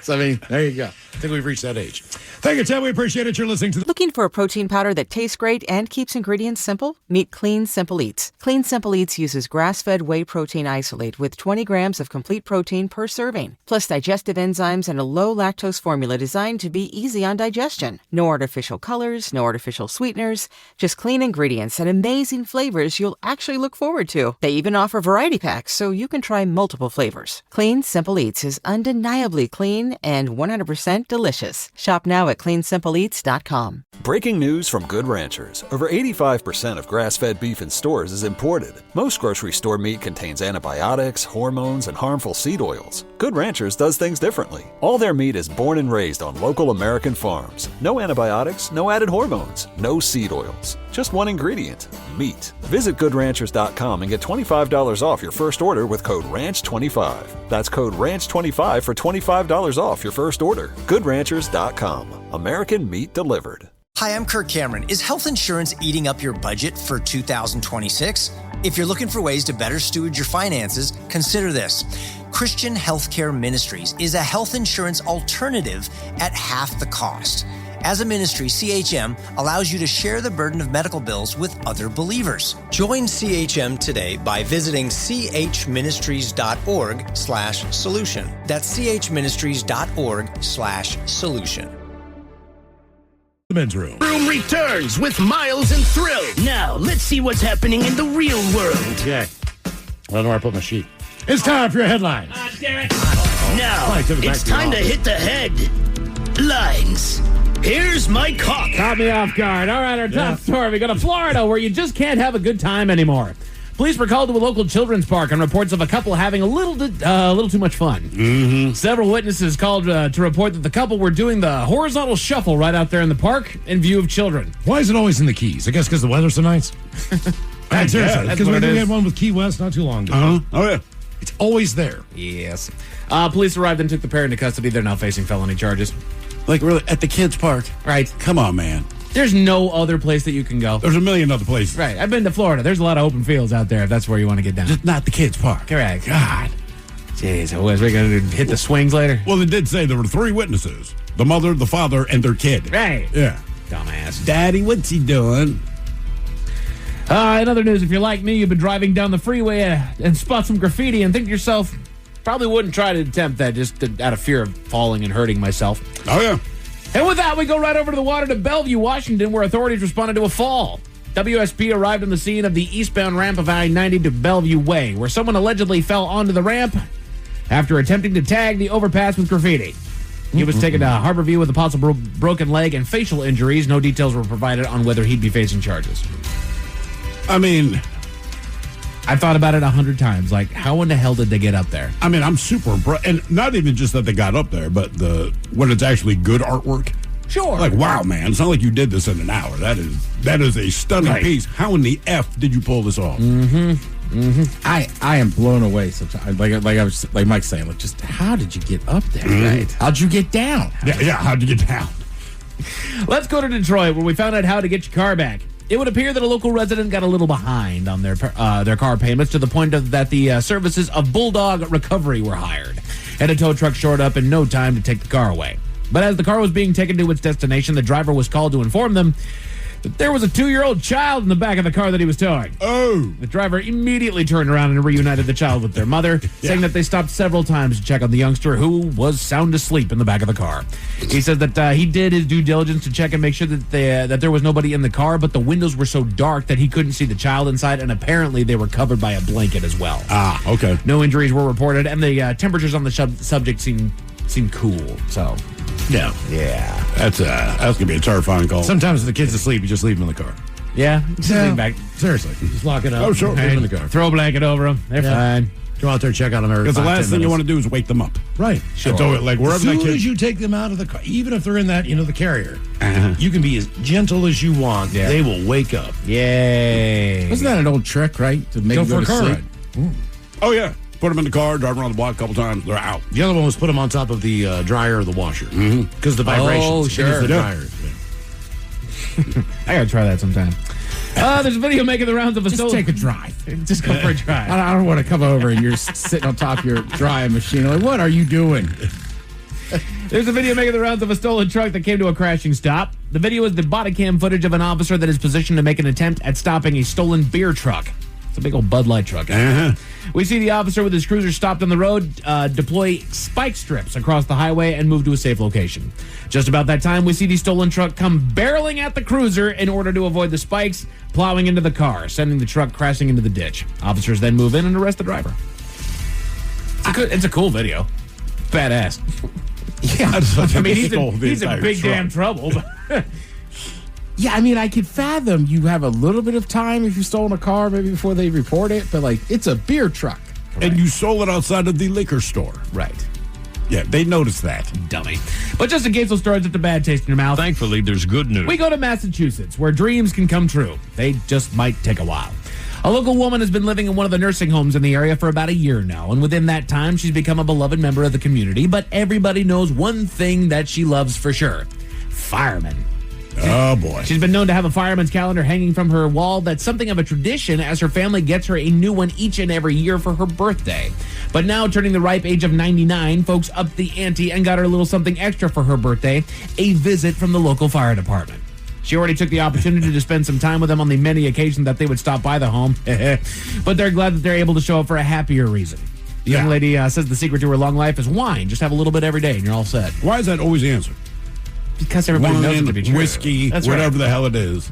It's always booze. Got to kill the bacteria that's in there. Men's Room Sports, the Mariners had Game 2 against the Yankees. No, Game 3 against the Yankees this afternoon. Apparently nobody told the Mariners. Oh, no. As far as what you're going to watch tonight, you got the NBA basketball on ESPN, NHL hockey over on TNT and True TV, and baseball over on MLB Network if you would like to check all that out. Oopsie daisy. As far as your weather, they say considerable cloudiness with some occasional rain showers and a low of 42 tonight. Tomorrow they're expecting some showers in the morning that should clear up to a decent 55-degree afternoon. That is it for headlines with that. Mike Hawk is out. Let's see here. We got the head chef coming in tomorrow, Ted's Meat and Potatoes, the game known as Big Dummy, as well. Lovely Jolene coming up here in just seconds. Yes, indeed. It's all true. But in the meantime, well, we be all about this biatch. So until tomorrow, please do what you do best. And for Aletha's sake, stay beautiful. The Men's Room has been taped before a live studio audience. Wardrobe and makeup provided by Mantastic Limited. This has been a presentation of the Men's Room Radio Network. Oh, man! Looking for a protein powder that tastes great and keeps ingredients simple? Meet Clean Simple Eats. Clean Simple Eats uses grass-fed whey protein isolate with 20 grams of complete protein per serving, plus digestive enzymes and a low-lactose formula designed to be easy on digestion. No artificial colors, no artificial sweeteners, just clean ingredients and amazing flavors you'll actually look forward to. They even offer variety packs so you can try multiple flavors. Clean Simple Eats is undeniably clean and 100% delicious. Shop now at cleansimpleeats.com. Breaking news from Good Ranchers. Over 85% of grass-fed beef in stores is imported. Most grocery store meat contains antibiotics, hormones, and harmful seed oils. Good Ranchers does things differently. All their meat is born and raised on local American farms. No antibiotics, no added hormones, no seed oils. Just one ingredient, meat. Visit goodranchers.com and get $25 off your first order with code RANCH25. That's code RANCH25 for $25 off your first order. Goodranchers.com. American meat delivered. Hi, I'm Kirk Cameron. Is health insurance eating up your budget for 2026? If you're looking for ways to better steward your finances, consider this. Christian Healthcare Ministries is a health insurance alternative at half the cost. As a ministry, CHM allows you to share the burden of medical bills with other believers. Join CHM today by visiting chministries.org/solution. That's chministries.org/solution. It never happens at a good time. The pipe bursts at midnight. The heater quits on the coldest night. Suddenly, you're overwhelmed. That's when HomeServe is here. For $4.99 a month, you're never alone. Just call their 24/7 hotline and a local pro is on the way. Trusted by millions, HomeServe delivers peace of mind when you need it most. For plans starting at just $4.99 a month, go to homeserve.com. That's homeserve.com. Not available everywhere. Most plans range between $4.99 to $11.99 a month your first year. Terms apply on covered repairs. You ever look at your dog's food and think, what is actually in this? A lot of dog food is packed with fillers, byproducts, and ingredients you can't even pronounce. And if you're like most dog owners, you just want to know you're feeding them something good. That's why more people are switching to Healthy Dogma. Their protein-added pet mix complete meals are made with real whole food ingredients and already includes high-quality protein. So you know exactly what's going into your dog's bowl. No fillers, no mystery ingredients, just clean, balanced nutrition designed to support your dog's health. And dogs love it. You can actually see the difference in their energy and overall well-being. It's also incredibly easy to make. Just add water. Give it a quick mix, and in minutes, it's ready to serve. If you've been thinking about upgrading what you're feeding your dog, this is a simple, meaningful change. For this month only, get 30% off your first order at healthydogma.com with code CARE. Healthy Dogma. Food made with care.